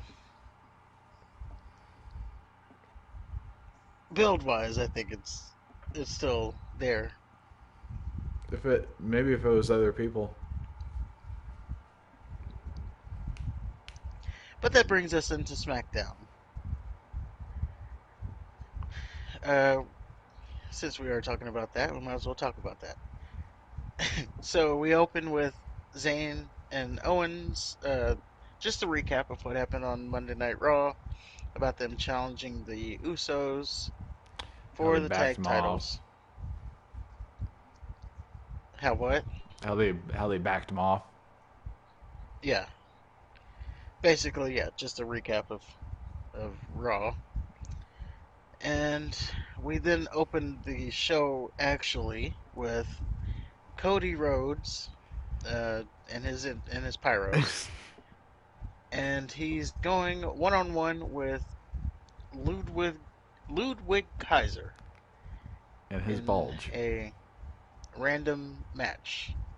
Yes, that bulge was there. My goodness. Well, I mean, the guy, look at him. He's like 100 pounds, if that. Like he has zero body fat, so Yeah. there's nothing but bulge can come out. Just physically, he can only be bulge because there's like just flatness. It's like a pole with muscles. I, So there's like he has absolutely no stomach other than the abs. he kind of reminds me. So His physique kind of reminds me of Christian Bale's in American Psycho. yeah, yeah. He's just. I mean, the guy. Uh, he's probably as close as 0% body fat as you can get. Probably. He definitely eats that albacore tuna With water, with water. not oil. Nope. I did like how Cody got this big elaborate entrance while Kaiser just got an announcement. Yeah, he was already in the ring. Which normally I don't think it would really be a big deal, but since he's associated with the Intercontinental title, the greatest Intercontinental champion of our lifetime, and he just gets announced. It's kind of weird. Well, you knew what was going to happen in this match, so I guess True. that's why they didn't really treat it as much more of a bigger deal. Yeah, but I mean, I just think it kind of diminishes the Intercontinental title. If the Well, if the people that Gunther is associating himself with don't even deserve an entrance, well, I don't know, because this match went through like two commercials. my God, it was long. Like, It went and on here I'm forever. thinking, yeah, here I'm thinking. So here's Cody. He's supposed to be taking down Roman Reigns Yeah. in, and now at the time of SmackDown, it was 8 days. So in a week, he's supposed to be taking down Roman Reigns, and he's in this like Iron Man match with with Kaiser. Well, to be fair, Heyman came out real quick, so Cody was distracted by that. Yeah, And every time he would get an advantage, the other guy would trip him up. Like they had this great spot where the other guy threw his shirt into the ring, so the ref like went to go get it, and then Kaiser did the high low thing with him to trip up yeah. Cody. That was great. And then Sakoa Joe came out, and Heyman and Sakoa Joe were watching closer. So I mean, he was distracted, so it kind of made sense as to why it would take him longer. Yeah, it's just they did let this match breathe. Uh, it was it was long. There was a point where it was just like, all right, I like wrestling, but fuck. Like, okay, guys, let's let's move it on here. And we finally get Cody Rhodes after the two commercials winning the match as he would have, As he should have. and as he should have, yeah. And what happened after this match? Um, Heyman comes up and he looks at Cody and he says, "You're owed an apology." And then he does Cody's announcement. Apparently, the lady didn't do it very good. I don't know. I thought that was kind of weird. Oh, because Paul Heyman did the has the over the top announcement thing, Right. so he just wanted to play it up a little bit more, Then he I pimps guess. Sakoa Joe versus Cody for next week, even though Cody already blocked the Samoan Spike with a little kick. I don't know why he would be scared. And then Roman's going to be at SmackDown for their final confrontation. Yes. So we're gonna Cody, have their final showdown. Cody also mentioned that he was annoyed that Heyman interrupted the crowd from singing his song. I thought that was kind of funny. You interrupted the people from singing the song. Kind of reminded me of Coach Foster. Oh yeah, you interrupted story time. And then he ran us, and then Yeah. after that we were sitting Indian style. I Uh mean, huh. what do they call it now? I don't know. Crisscross applesauce. I call it Indian style because I refuse to Well, say that other shit. uh, I couldn't tell you what I call. Well, what I say now, because definitely get in trouble. And he said as he beat Romans with a torn pec, and Sokoa Joe still ain't ready. and then come WrestleMania, your boy Roman will see that he ain't ready either. So, Oh yeah. And I didn't, I forgot to point out that during Roman's promo on Raw, he did say something about the torn pec. oh yeah, I you forgot to popped your mention that. pec or something like that. Your pec Yeah, popped. he said you finally you come back, you leave the company, you run away from the other company, you finally come back, you get over, and then your body quits on you, Yeah, and your pec goes pop. So yeah, forgot to mention that part of it. So yeah. there you Roman was good. go. We go into after that a Charlotte Flair segment.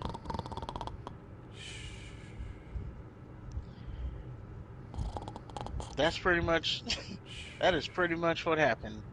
So Charlotte Flair, she comes out. She's talking about how she's going to beat Rhea Ripley, how she's won the title 14 times, and she loves her father. She had these three bullet points. I don't have them written down, so it doesn't matter. What does matter is the crowd started putting her, and she took the time to say, "Are you really whatting me?" And then she said, "You know, I like." She pretty much tells the crowd, "This is really important to me, so I need you guys to listen." As that was her way to try to stop the what chant. Of course, that didn't work. No, I was curious. So, uh, I was so she legitimately stopped. curious. Yeah, it didn't work. So she stopped. She stopped pausing and just like kept going, so that they didn't have time to what. Yeah, that's how you beat the what. Yeah, yeah. They don't what if you if you don't have the rhythm of what. Yeah, because normally the people talking play into it. Yeah, but yeah, she did it. But it was funny that she's like, "This is really important to me, guys. Please stop." Like, yeah, that ain't gonna work. So her heel turn would kind of be justified, wouldn't it? Well, she did kind of turn. She did kind of turn heel in the promo because she said something about building the brick that you people throw at me or something like that. She built her success on the bricks that you people throw at me. But she said that right after they, didn't stop pointing her. So you could tell she was already pissed off. Oh, it was funny. Please stop pointing me. What? I might have to go back and watch that.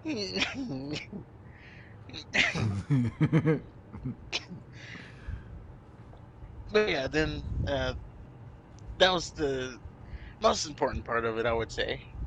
All And right. then yeah, she said she's gonna beat Rhea Ripley. After that, we go into a our next match of the night: LA Knight versus Rey Mysterio, Hall of Famer Rey Mysterio. What? What? And I know we said last week that LA Knight was gonna take another L, but he actually did not. He wins this match. So he's 25 Now, and 2 now. yes.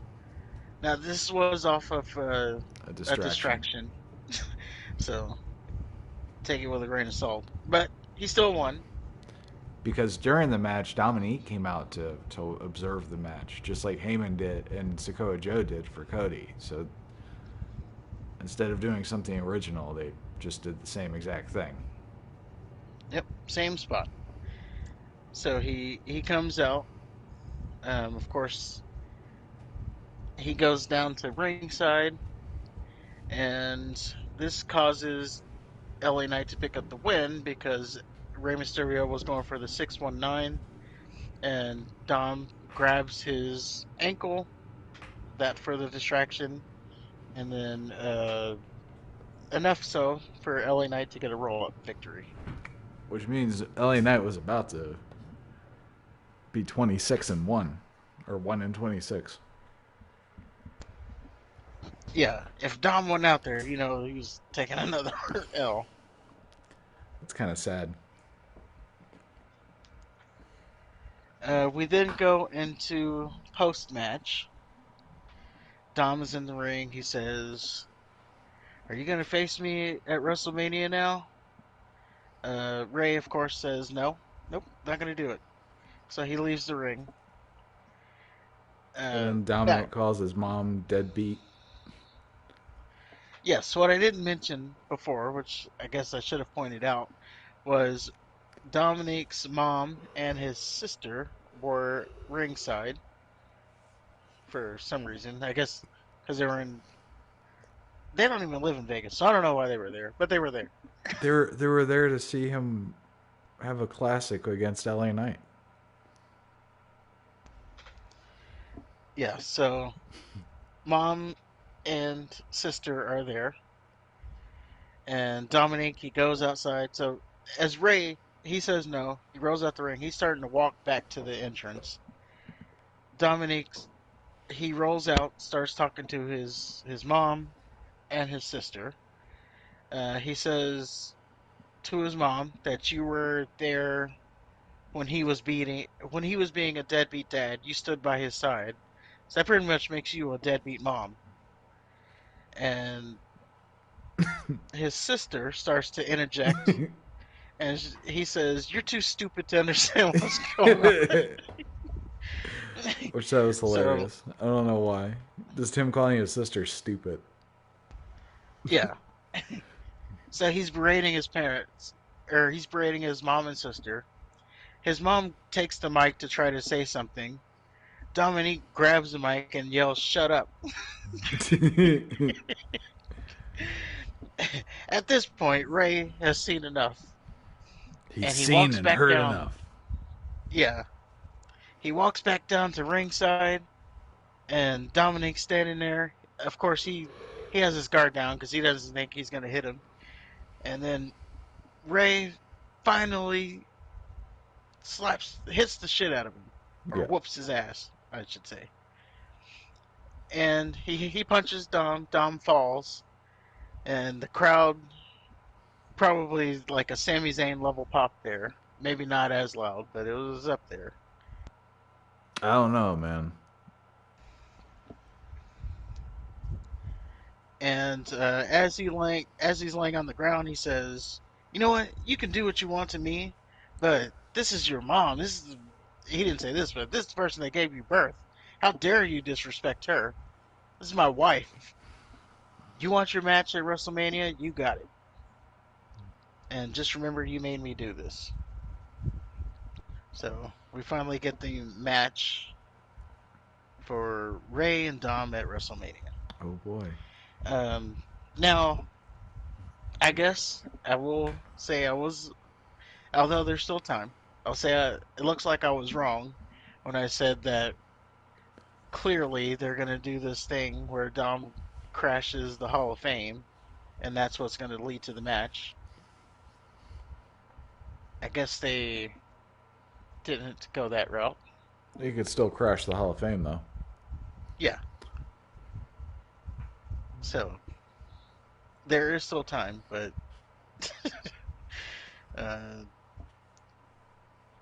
we have the match set. After that, we have Andy Kaufman. He is announced as the next entrant as in the Hall of Fame. Whatever. They always have one celebrity. I guess this is the guy this time.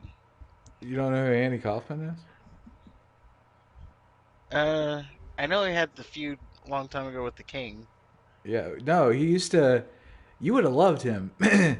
So he would go around like from town to town and say that he was like the women, like he won like a women's wrestling championship or something like that. So then like he would go from town to town and just say he's the toughest wrestler ever, and he would have like local women try to beat him, and of course they're women, so he'd like sit on them and shit and be so they literally try to rip his head off. So then like eventually Lawler gets wind of it, and then they start their feud, and it's like they did the deal on Letterman. No, Andy Kaufman was great. Oh, yeah. Yeah, I wasn't familiar with any of that. I Yeah, just no, know. he was legitimately a wrestler. In fact, he was probably a sports entertainer before that was even a thing. Oh, Like, just look up on YouTube. You'll see him like, oh, you fat inbred. You guys need to be in the kitchen making sandwiches. And then you see these women and like these Midwestern women in their sweatshirts, their Mickey Mouse sweatshirts and their jeans, just their curly hair and glasses, just trying to fucking scratch his eyes out. yeah, I have to go back and watch some of that. Sounds entertaining. Yeah, it was. Sounds thoroughly sports entertaining. Kaufman was great, and yeah, he was a celebrity, but he's probably He took the it serious, it sounded like. yeah, he's probably the one celebrity that took it. If there was one celebrity that needs to be in a wrestling Hall of Fame, he'd probably be the top.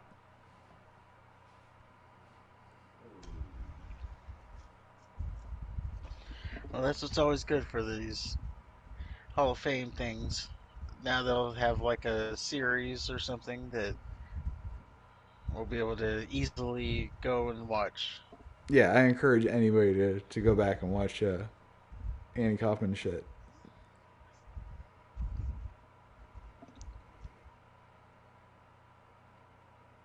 So after that, now you remember I said I might be invoking my skip card for another match later. Mm-hmm. Uh, this this next segment leads to the match that I don't think I'll be able to make it through, Okay. and that would be uh, that we have a tag team match up next for the Fatal Four Way women's match. This one was Natalia and Shotzi versus Lacey Evans and Xia Li. Oh, this is a And qualifying match. yeah, this was a qualifier for the The Fatal Four Way showcase. match. Now, this doesn't make sense, and I'm going to tell you why in a second. But there's a bigger reason it doesn't make sense. Okay, so they have this match. Natalia and Shotzi win, as you would expect. No, I wouldn't expect that at all. Yeah, if I'm being honest, I didn't know who the hell was going to win, nor did I even care. The only thing that stuck out to me in this whole thing was Lacey Evans' ass cheeks. Okay. And that, that was the only thing I was looking at in this match. Oh, I So, see. I skipped it, of course. The only thing that stuck out to me was that Lacey Evans, the big USA, teamed up with Xia Li, the Chinese girl, which, which I thought was yeah, funny. it was a random pairing. Just given this, just given the geopolitical climate right now. So, uh, so But yeah, Natalia, Natalia and Shotzi is even more random.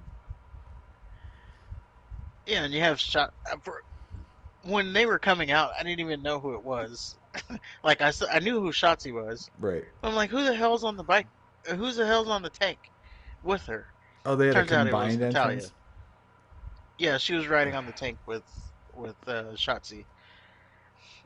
Uh, and then Liv Morgan and Raquel Rodriguez, they're out there watching this whole match because they're super invested in who's gonna win this match. What's going to happen when they win? when they win. Yeah. Well, okay. So here's how it doesn't make sense, right? So they win this match. Mm. So Liv and Raquel's out there. They're doing a little stare down. All of a sudden, Ronda Rousey music hits. Out comes Ronda Rousey and Shayna Baszler. Okay. They Are they announce the that fourth they're the team? third team. Oh, okay. No, they're the third team. And then we got one more. So that's what doesn't make sense. They just announced. So right off after this qualifier, they come out and announce, "Oh, by the way, we're in this match too." No qualifier. Like they didn't qualify anything, and we have a qualifying match next week. But here they are just saying, "Oh yeah, by the way, we're in this match. We should tell you that." Yeah, that don't make any So sense.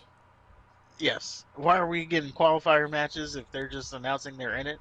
Oh, because they're obviously going to win it. I guess Ronda ain't as hurt as she was trying to make people think she was. Um, they didn't really get physical, and No, she did but have some kind of brace on she made it seem her like she arm. wouldn't be able to wrestle for WrestleMania. True, Or and not this not might be Ronda. why.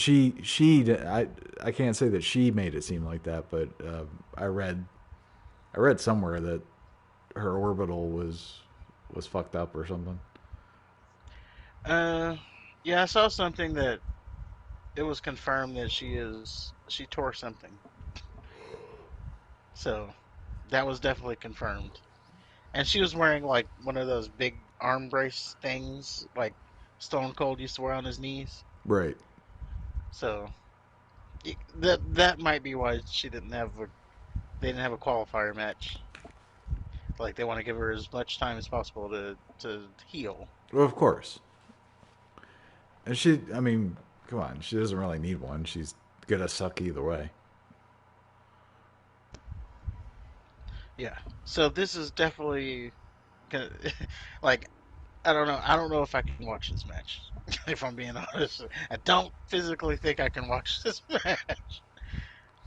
Maybe if I like turn the volume off, I can get through it that way, and I'll just have the eye candy of Liv Morgan to look at. Like that's the only way I can think of that I would make it through this match. Other than like honestly, I hope it's on the pre-show or something where it's just like because I don't watch the pre-show anyway, so I hope it's on the pre-show and then we just get it over that way.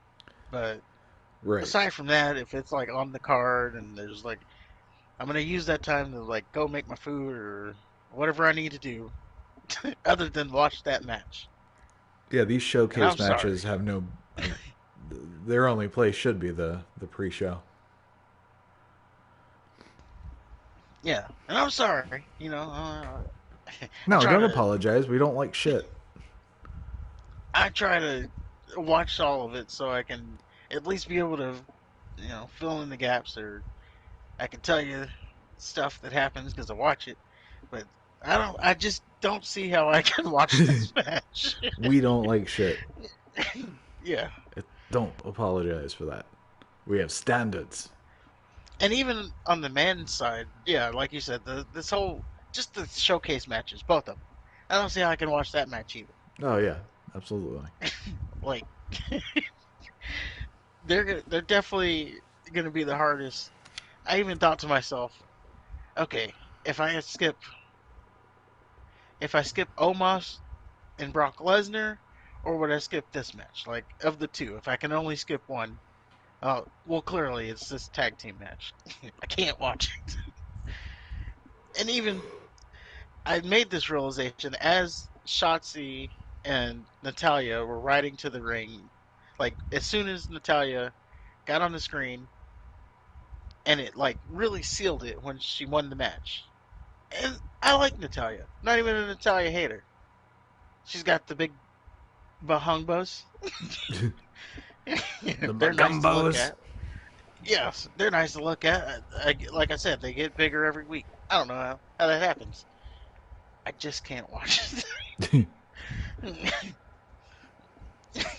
Well, it. I can't say I blame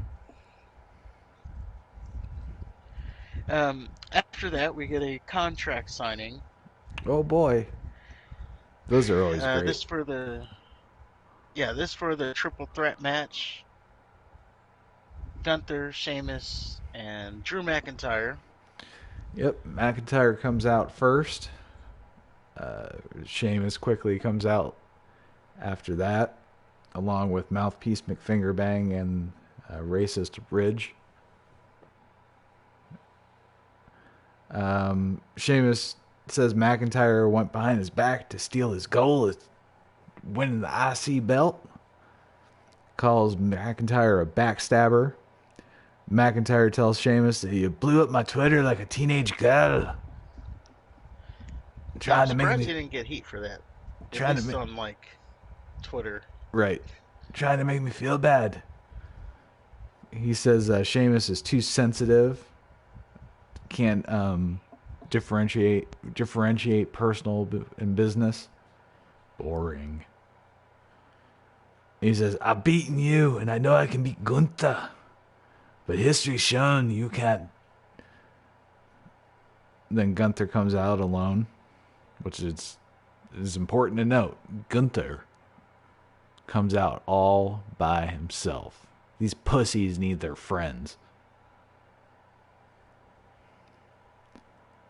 Gunther gets in Pierce's face. He goes, I want you to justify this. Why am I in a triple threat match when these two men couldn't beat each other?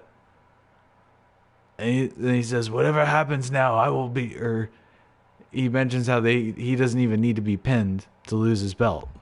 So he says, whatever I need to do now to keep my title, it's on you. And it's justified. And then Gunther begins to point at each and every one of the other men in the ring. He says, I will beat you and you and you. And then Mouthpiece McFingerbang jumps over the table and starts to attack Gunther. Yeah, he's like, "Why are you looking at me like that?" And then he just dives at him. Yeah. Not gonna lie, that was kind of funny. Mm. That whole thing was kind of funny. He's like, "Why are you looking at me like that?" And he just runs and dives at him. So then Gunther grabs the table, the contract signing table, and throws it out of the ring and demands that Pierce make a match. So we get Gunther versus Mouthpiece McFingerbang.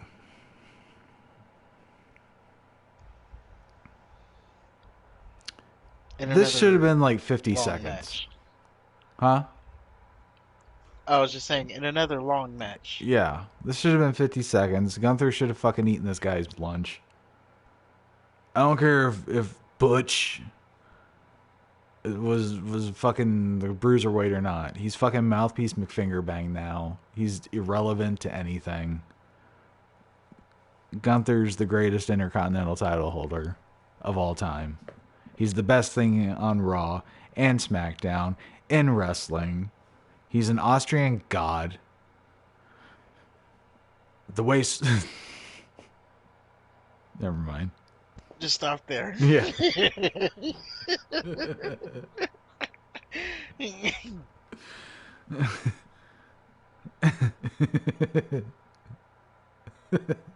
was going to talk about the way the sweat trickles down his forehead. But anyway. But no, seriously, like, why is Gunther having any trouble with him?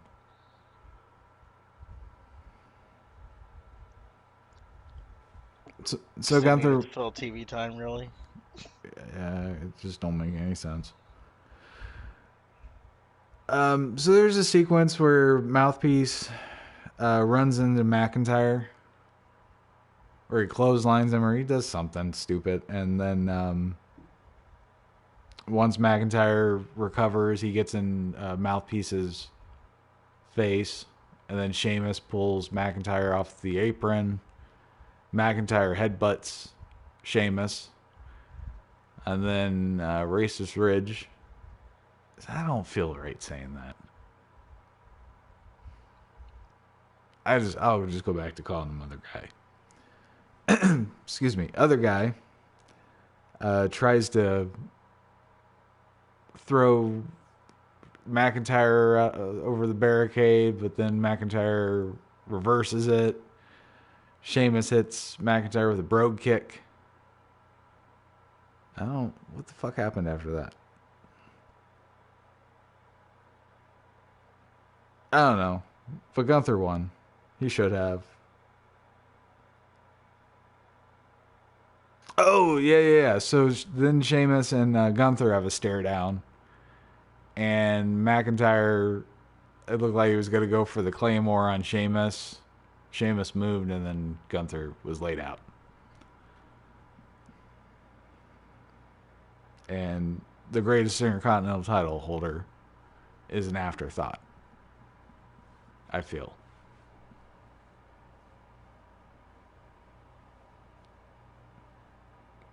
Like, isn't he undefeated?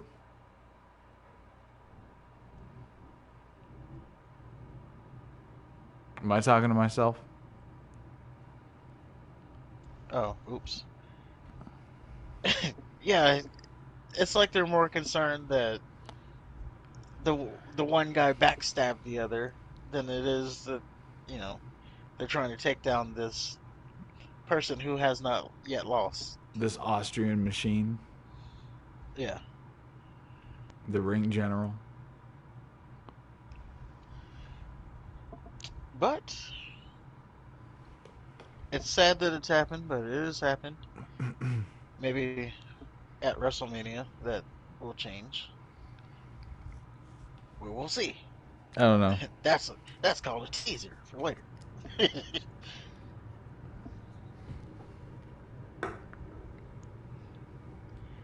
uh, we after the contract signing,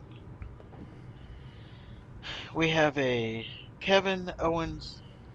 Oh no, I see your notes here. We have the Street Profits. Uh, yeah. So the Street Profits basically just hyped up the WrestleMania card and said they're gonna win their little showcase match. And then after that, we have the the main event segment, which was the Kevin Owens show. Which I was so pissed off at the Gunther segment that I didn't even pay attention to this. Well, they pretty much did the same thing as they did on Raw. Kevin Owens comes out, and then Sami Zayn comes out. They go back and forth talking about how much they are brothers. Um, the main part of this whole thing was Kevin Owens. He got Sami Zayn a new shirt because he's been wearing these Bloodline shirts. He needs a new shirt. So on the shirt, it says Kevin. So every year, to to fill in the gap here, every year Kevin Owens does a I'm sorry, Owens Mania shirt or KO Mania. And so this year he had his KO Mania shirt, but that was written on the back, and on the front it said WrestleZania, and Sami Zayn's name is over the WrestleMania thing, so it says Zania, and so yeah, there you go. So Sami Zayn has a shirt that is on available on the shop site, so they can plug that new merch. And that was pretty much all that happened in the segment. And then the Usos attacked Kevin Owens and Sami Zayn, and yeah, that was pretty much it for the segment. Really, nothing happened. But there was the huge pop when he got the shirt, so I guess there's that. Oh boy. They love shirts. Yep. Oh, there was another at the beginning though. Uh, Sami Zayn went in for the hug. Kevin Owens like, no, we already hugged. That's enough hugging for the year. And the crowd started chanting, "Hug it out," and they hugged each other. So it was Okay. worth noting because they actually, he played off the crowd, which is always good when they, you know, play off the crowd instead of, "Can you please? This is important to me, guys. Please." Charlotte Flair. Now I really have to go back and watch it. God damn it. I mean, I'm playing it up more than it happened. Like, I was really nonchalant about it, but you know, her just saying, "This is really important to me. Can you stop with the what?" And they didn't.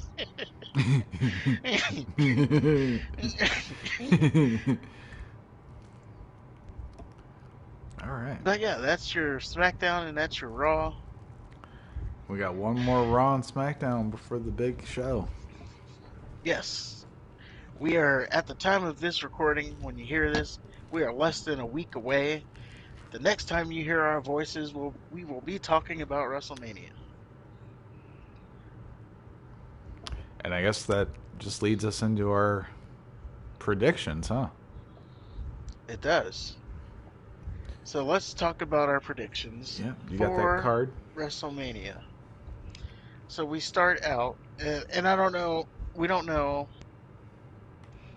what's going to be night one or night two yet. They've yet to say. So these are just the matches that announced in no particular order. Although we will do Roman Reigns and Cody last because everybody knows that will be your main event. So we start out with, let's start with this stupid match. The showcase thing. Doesn't matter. I'm going to skip it. Men's. Oh, I'm skipping both of them. It don't matter. Men, Okay. women, aliens, don't matter. Uh, I guess if I'm gonna pick. I don't know. Yeah, it doesn't really. I mean, if I'm gonna we're pick the Street Profits for the men, and again, I don't even know what they're going for, so it doesn't even. Seems like they're just on the show to be on the show. well, I And bet then the for the women, I bet mhm, Ronda and Baszler win the women's, and it's for a tag team title opportunity. I think the ultimate goal is to get them the tag belts, yes, and for the men, it might just be for them to be on WrestleMania. And I think it's either Street Profits or Strowman or Ricochet. yeah, I'm gonna say Street Profits. It really depends on, yeah, what's happening with it. Like if it's for a title shot, then that changes things because if Zayn and Owens become champion, now they're faces. So, well, I guess it doesn't change. You can do heel versus. I mean, sorry, face versus face. Yeah, Anyway, doesn't matter. We spent way too much time on that. right. uh, Next up, we have Can you put a link in the you doc? probably yeah, you probably don't care, but Dom versus Rey Mysterio.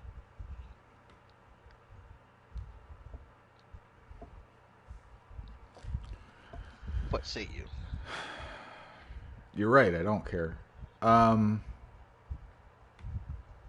I mean, I could see it going either way. They like to have the heels win a lot. It seems since Triple H took over, but it's WrestleMania, so why would Ray? Why would the build up be for Ray to lose now?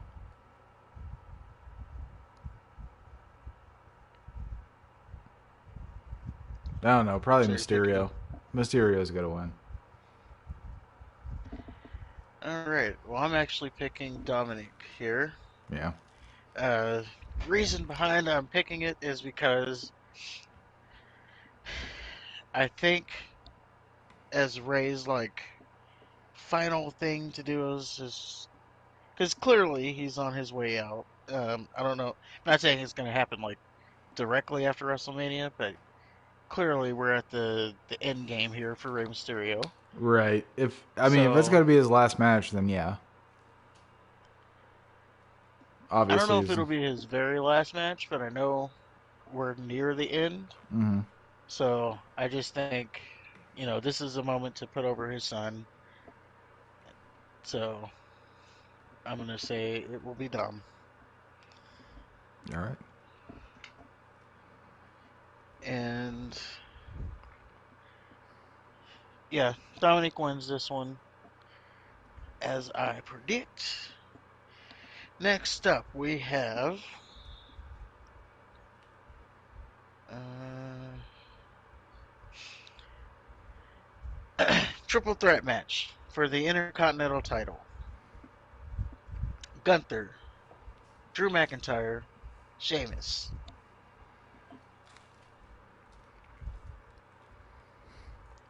You want me to go first, or you gonna go first? Go ahead. All right.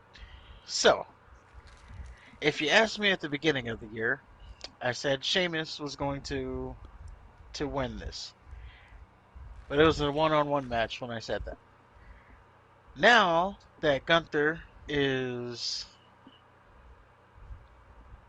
I'm gonna pick Gunther because he's undefeated since being on the card.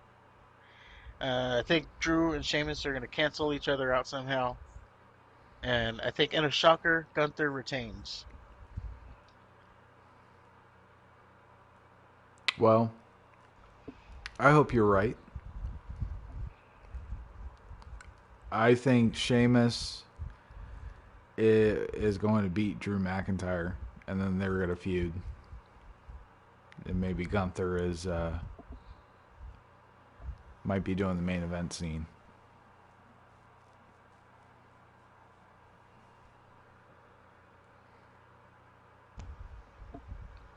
Okay, so you say Sheamus, I say Gunther. Yeah, but Gunther doesn't get beat. That's important. True. And if it was one on one, I would say, you know, I don't think I don't think you have Gunther undefeated since he's been on the main roster and then just take his first loss nonchalantly in a triple threat match, right? Mm-hmm. I think if he gets overcome, came, kind of like you say, it should be like a one on one thing where he gets overcome. So he Well, even can then, lose and like, not take the pin. what benefit? How does Sheamus benefit beating Gunther? If it was a one on one match, Yeah, well, yeah, just in general, he's not going to be any more over than he is. well, that was just because of their match at Clash at the Castle. Okay. I just think it would have completed the loop to for him to beat Gunther. But again, that was if it was a one on one match. But Gunther's also undefeated. He is. Like I get what you're saying. Like a normal story like that, yeah, absolutely. The third or fourth match, the guy would eventually get what's coming to him. But when you add in the added X factor of the guy being undefeated for X amount of days, that's the wild card. I think that takes priority over the normal conclusions. Right. As it should.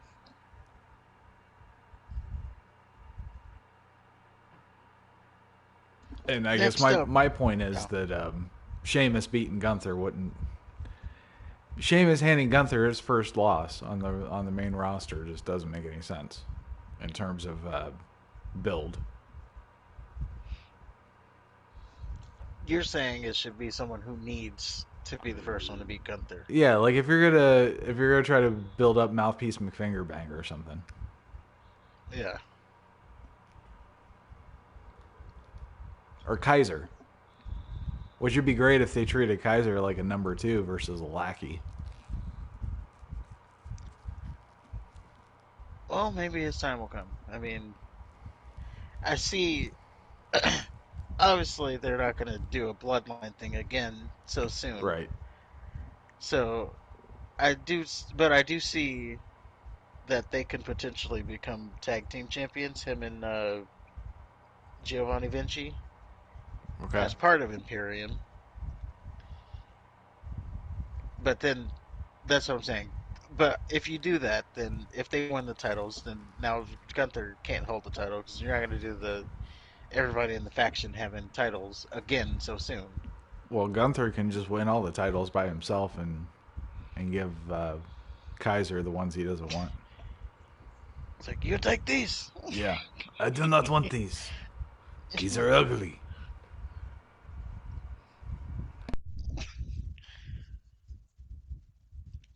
Uh, After that, the next match we have Edge versus Finn Balor, Hell in a Cell.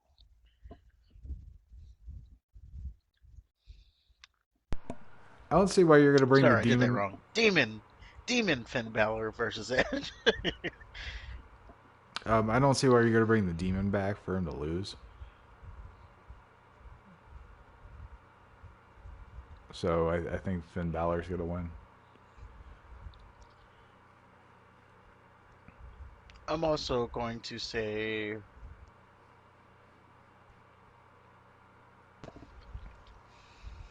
uh,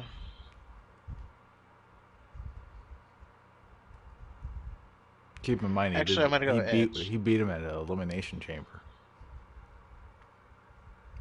Edge beat Balor. Yeah.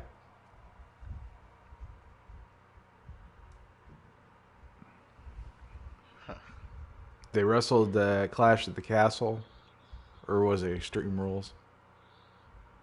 One of those two. Stream rules. So Edge, yeah, Edge has gotten his payback. Yeah, Okay, Edge lost. Finn Balor won. Or well, hold on. Yeah, Edge lost, and then at Elimination Chamber, it was that intergender match. Finn lost, and now, yeah, but he hasn't lost one on one. he still lost. Oh man, this is, I was just gonna say, yeah, Demon Balor. Peer pressure. Um, we got the spectacle match up next.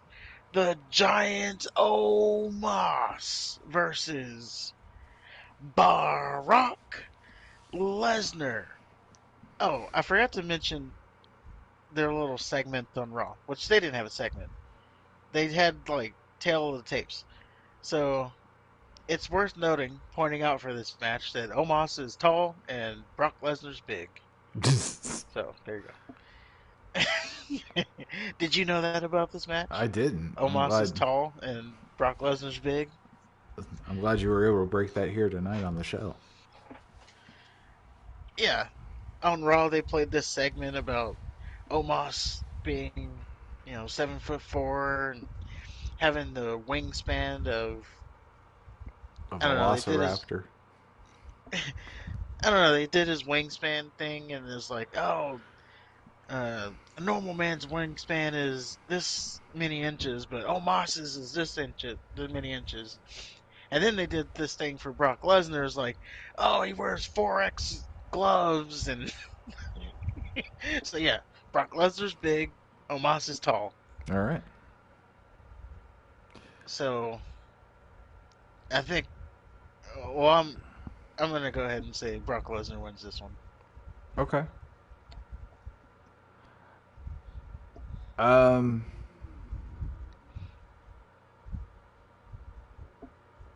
Yeah, Brock Lesnar wins this one. Although I can,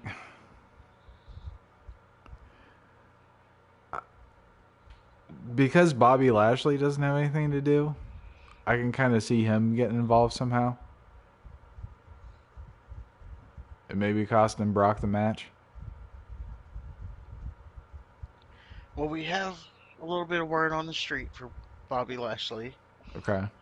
Apparently, he's going to, since Bray is injured or whatever it is, uh, Lashley's going to have a open challenge thing. Uh, the idea is possibly LA Knight being the one to accept that open challenge. So he can lose at But, WrestleMania. well, yeah, because, he's been doing this whole you can't have a Oh. WrestleMania in LA without LA Knight. So you're gonna have a road to So lose to they're gonna, WrestleMania. yeah. Okay. So they're gonna put him on WrestleMania so he can lose. uh, Now that's the rumor going around. However, they showed that there's a Andre the Giant Memorial Battle Royal happening on SmackDown as part of WrestleMania. So it's like WrestleMania SmackDown or whatever they build it as. And they're having this battle royal, and he's on the graphic in the battle royal, LA Knight. So Yeah. I mean, that does that technically mean now he has two matches at WrestleMania? If he's in the battle royal and he goes to loses to Bobby Lashley, he goes gets that L. Do you think that they're just punking us and Bray Wyatt's actually gonna be there?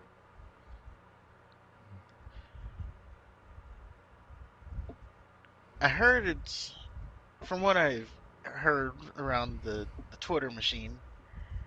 Uh, it is a legit thing that he's like injured.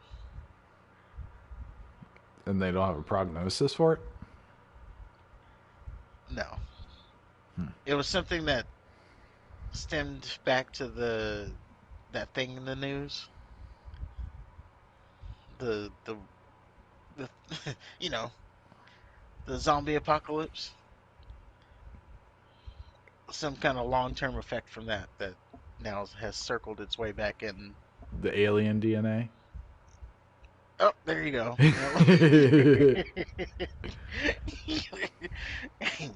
So much for this video. 3 hours and we just wasted Hey, it. glad I could help. But yeah, something related to that is That's like interesting. what happened. But yeah, that's what's floating around the Twitter machine from the people who, you know, say they have sources. It's probably for the best. But that then leaves Bobby Lashley needing to do as the plan is now, an open challenge. So we have possibly LA Knight accepting that. If he doesn't, I don't know who does. But I think Bobby Lashley wins, whoever accepts it anyway. I was looking forward to Bray rubbing his nipples with the cinnamon flavored milk. It's funny that no matches. Remember, we were supposed to get that match, and it wasn't going to be Bray, but we were supposed to get a Cinnamon Toast Crunch match. None of them say that yet. So it's kind of funny that Bray's off the card, and now there's no Cinnamon Toast Crunch match. Yep. Or maybe it's Bray's off the card, and also there's no Cinnamon Toast Crunch match, but they're not related. It's just a coincidence that they're both not on the Oh, you know they're card. related. They're scrambling to Were they figure it really out. gonna do that to that man? Bray needed to Bray needed to find his own replacement personally. Well, I mean, Uncle Howdy's still there. Well, he was. You can do Uncle Howdy, Well, that's not but the same. Don't ask me how.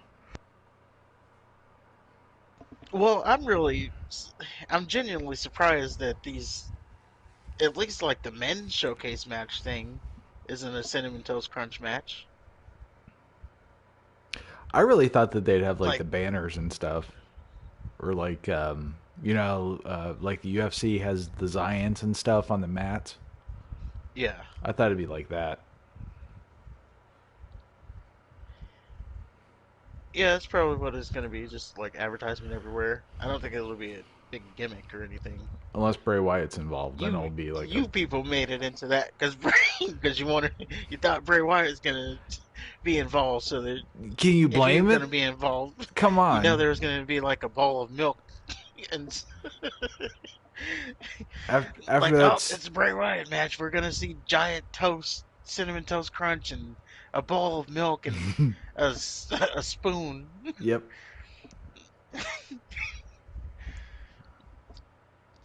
But yeah, so I don't know. Maybe you put it on the men's thing. That match has nothing. The tag, the triple or the fatal four way tag thing. Yeah. You'd stick it there. I don't know. I mean, you can have it throughout the whole evening. It's just if it's like just a mat placement.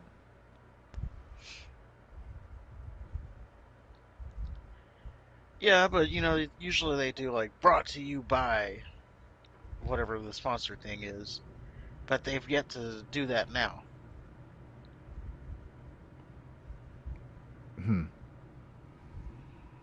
So, and to this thing, none of the matches have said that either. Brought to you by Cinnamon Toast Crunch. That's true. And there, and that's another thing. There's other cereals in the family. Like, why specifically are you sponsored by Cinnamon Toast Crunch? Like, isn't Sounds that like just a subsidiary of like a parent company that makes a bunch of different cereals? no, I think it's a brand of a subsidiary that makes a whole bunch of different cereals. Golly. Like, yeah, like, aren't they all under like the General Mills umbrella or something like that? I believe so, yeah. So you're picking that one specifically? Why can't Apple Jacks? Why can't, I mean, obviously Cinnamon Toast Crunch is the best cereal anyway, but I don't know. It is the top dog. It's the Yes. tribal chief of the cereal community. So Yes, it why is. can't you get another cereal at the bottom? Maybe that needs to be sponsored. Like Like shredded Cinnamon wheat Toast Crunch is at the top. Yeah. or grape Like nuts.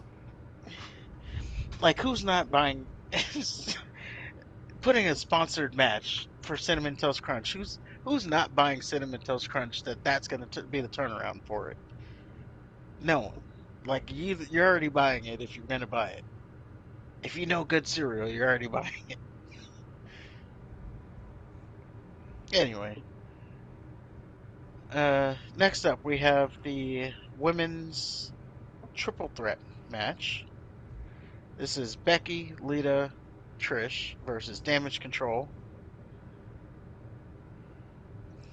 Take a wild guess here.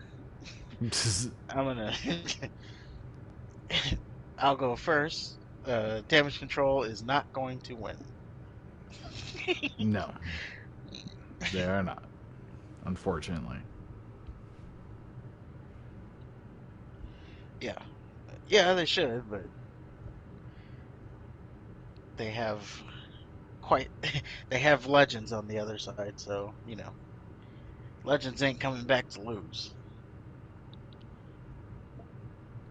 Next up we have Bianca Belair versus Asuka, women's Raw Women's Championship.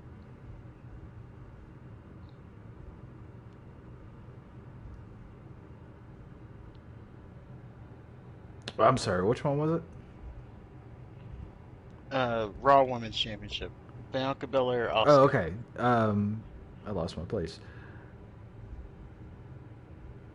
This one still has me baffled, man. just before, like when they did the whole gimmick change for Asuka, I would have thought that she would win, but just the way that they've been presenting everything, I'm not so sure about that. I mean, Bianca Belair did just lift a Scottish badass that weighs like 600 pounds. A Loch Ness. A Loch Ness. Um, yeah, fuck it. Asuka. Asuka's a good one. I'm gonna say Oscar as well.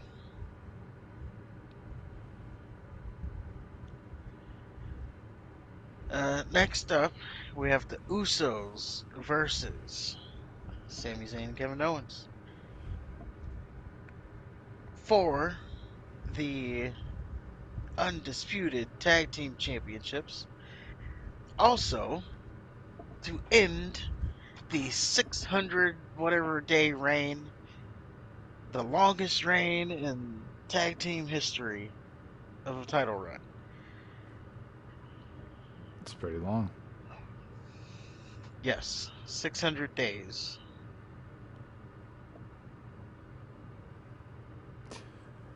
So this one's a hard one to figure out too, because it's not just the match, right? It's the whole overall layers to the onion. Yeah.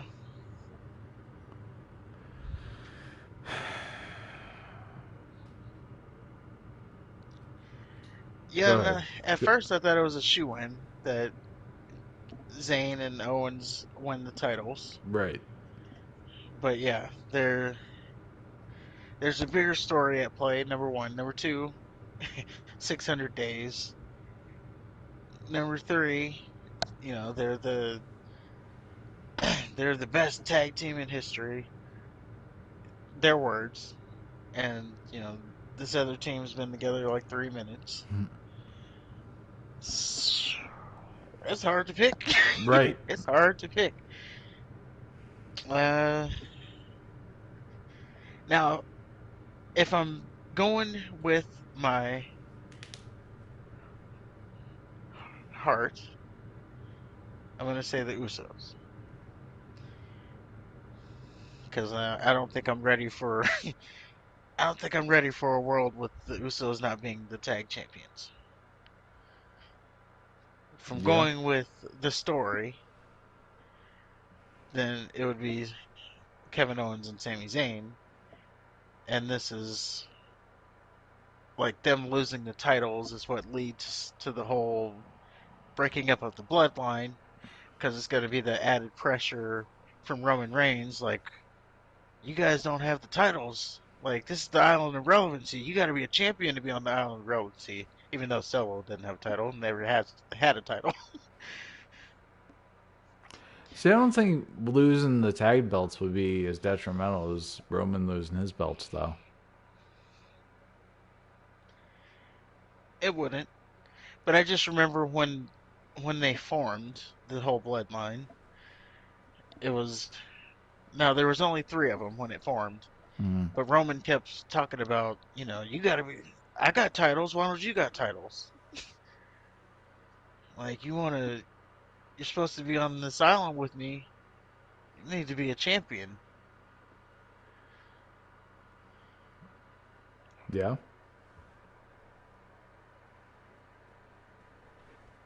So yeah, it's kind of a coin toss. And good. That's a good problem to have. So who you got?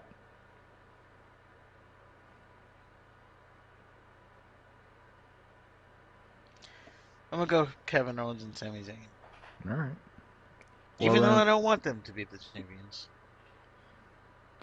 I guess to be the contrarian, Wait, I'll. no, sorry, I'm switching again. Okay. I'm going Usos, and I'll tell you why in a minute. All right, and just to be the contrarian, I will go with Sammy and Kevin to be tag team champions once again. Okay, so this is why I'm picking the Usos. Okay.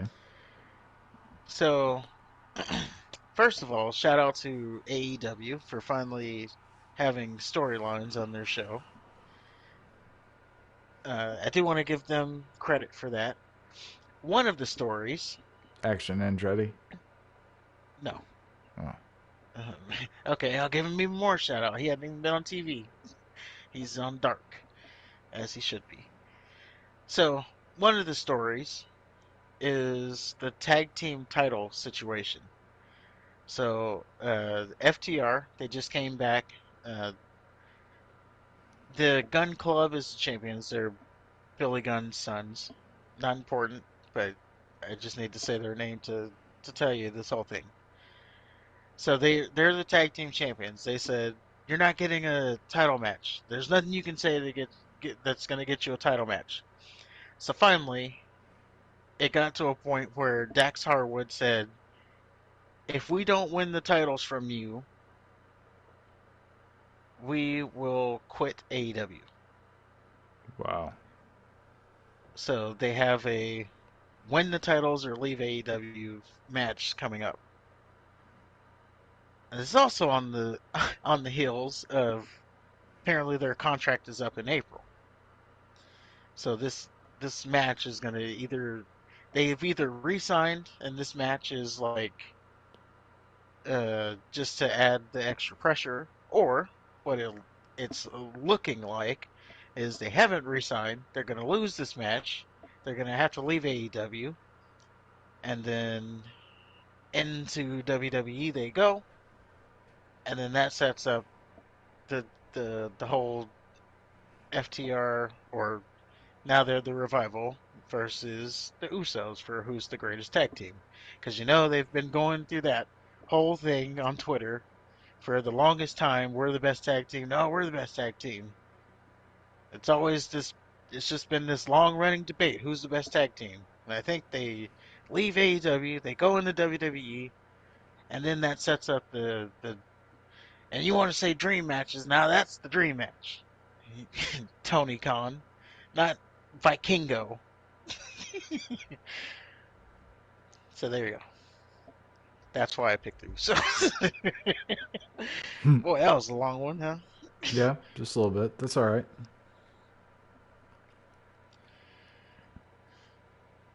Uh, all right. So next up, we have Charlotte Flair, Rhea Ripley, Women's SmackDown Championship.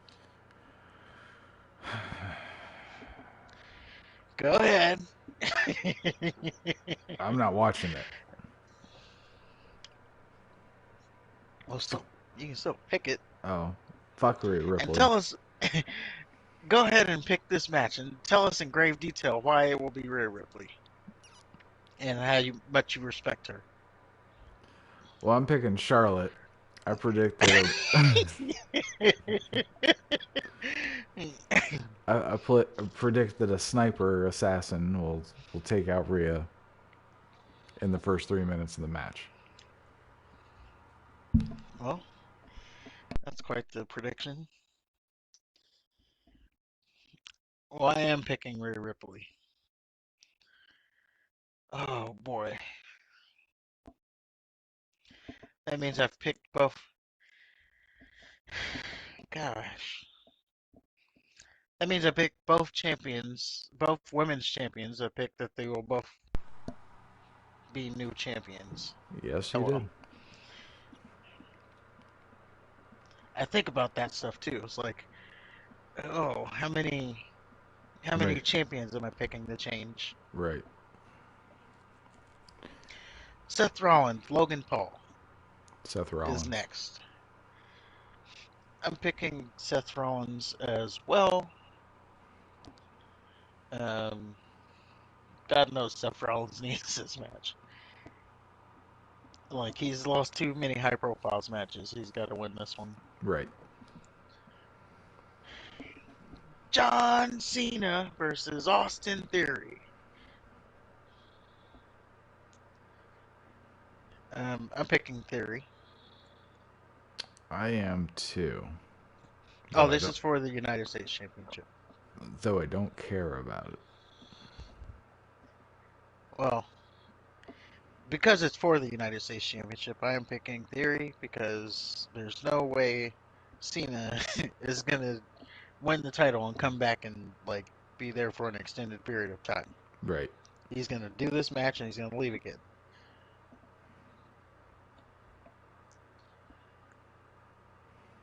And that leads us to the main events of the evening.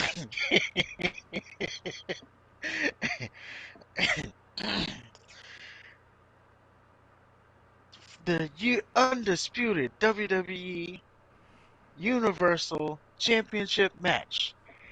The challenger, the son of a plumber, the 2023 Royal Rumble winner, the American Nightmare, Cody Rhodes, versus the head of the table, the tribal chief, the man who has yet to be pinned in 950 days at the time of WrestleMania. He holds not only the WWE title, but he holds the Universal title. That makes him the undisputed Universal Heavyweight Champion, your tribal chief, Roman Reigns.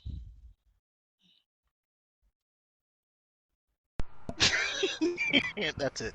Okay.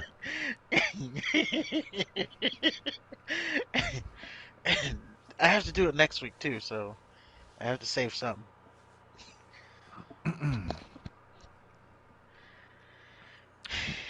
You want to go? And well, I think it's been well documented who I'm picking. I think Roman Reigns goes into WrestleMania as champion, and he walks out of WrestleMania as champion. And I think Roman Reigns' reign comes to an end. It's going to be Cody, and he brings it home to the Rhodes family. He accomplishes what Dusty and Dustin couldn't do, and yeah, it might not be the end of the bloodline, but it'll be the beginning of the end of it. Okay, there you have it. If you disagree with anything, let us know in the comments. If you agree with anything, let us know in the comments. While you're down there, make sure to hit the like button, hit the subscribe button if you haven't already. Is there anything else? Have a good night. See you at WrestleMania. Have a good night, and Top Guys out.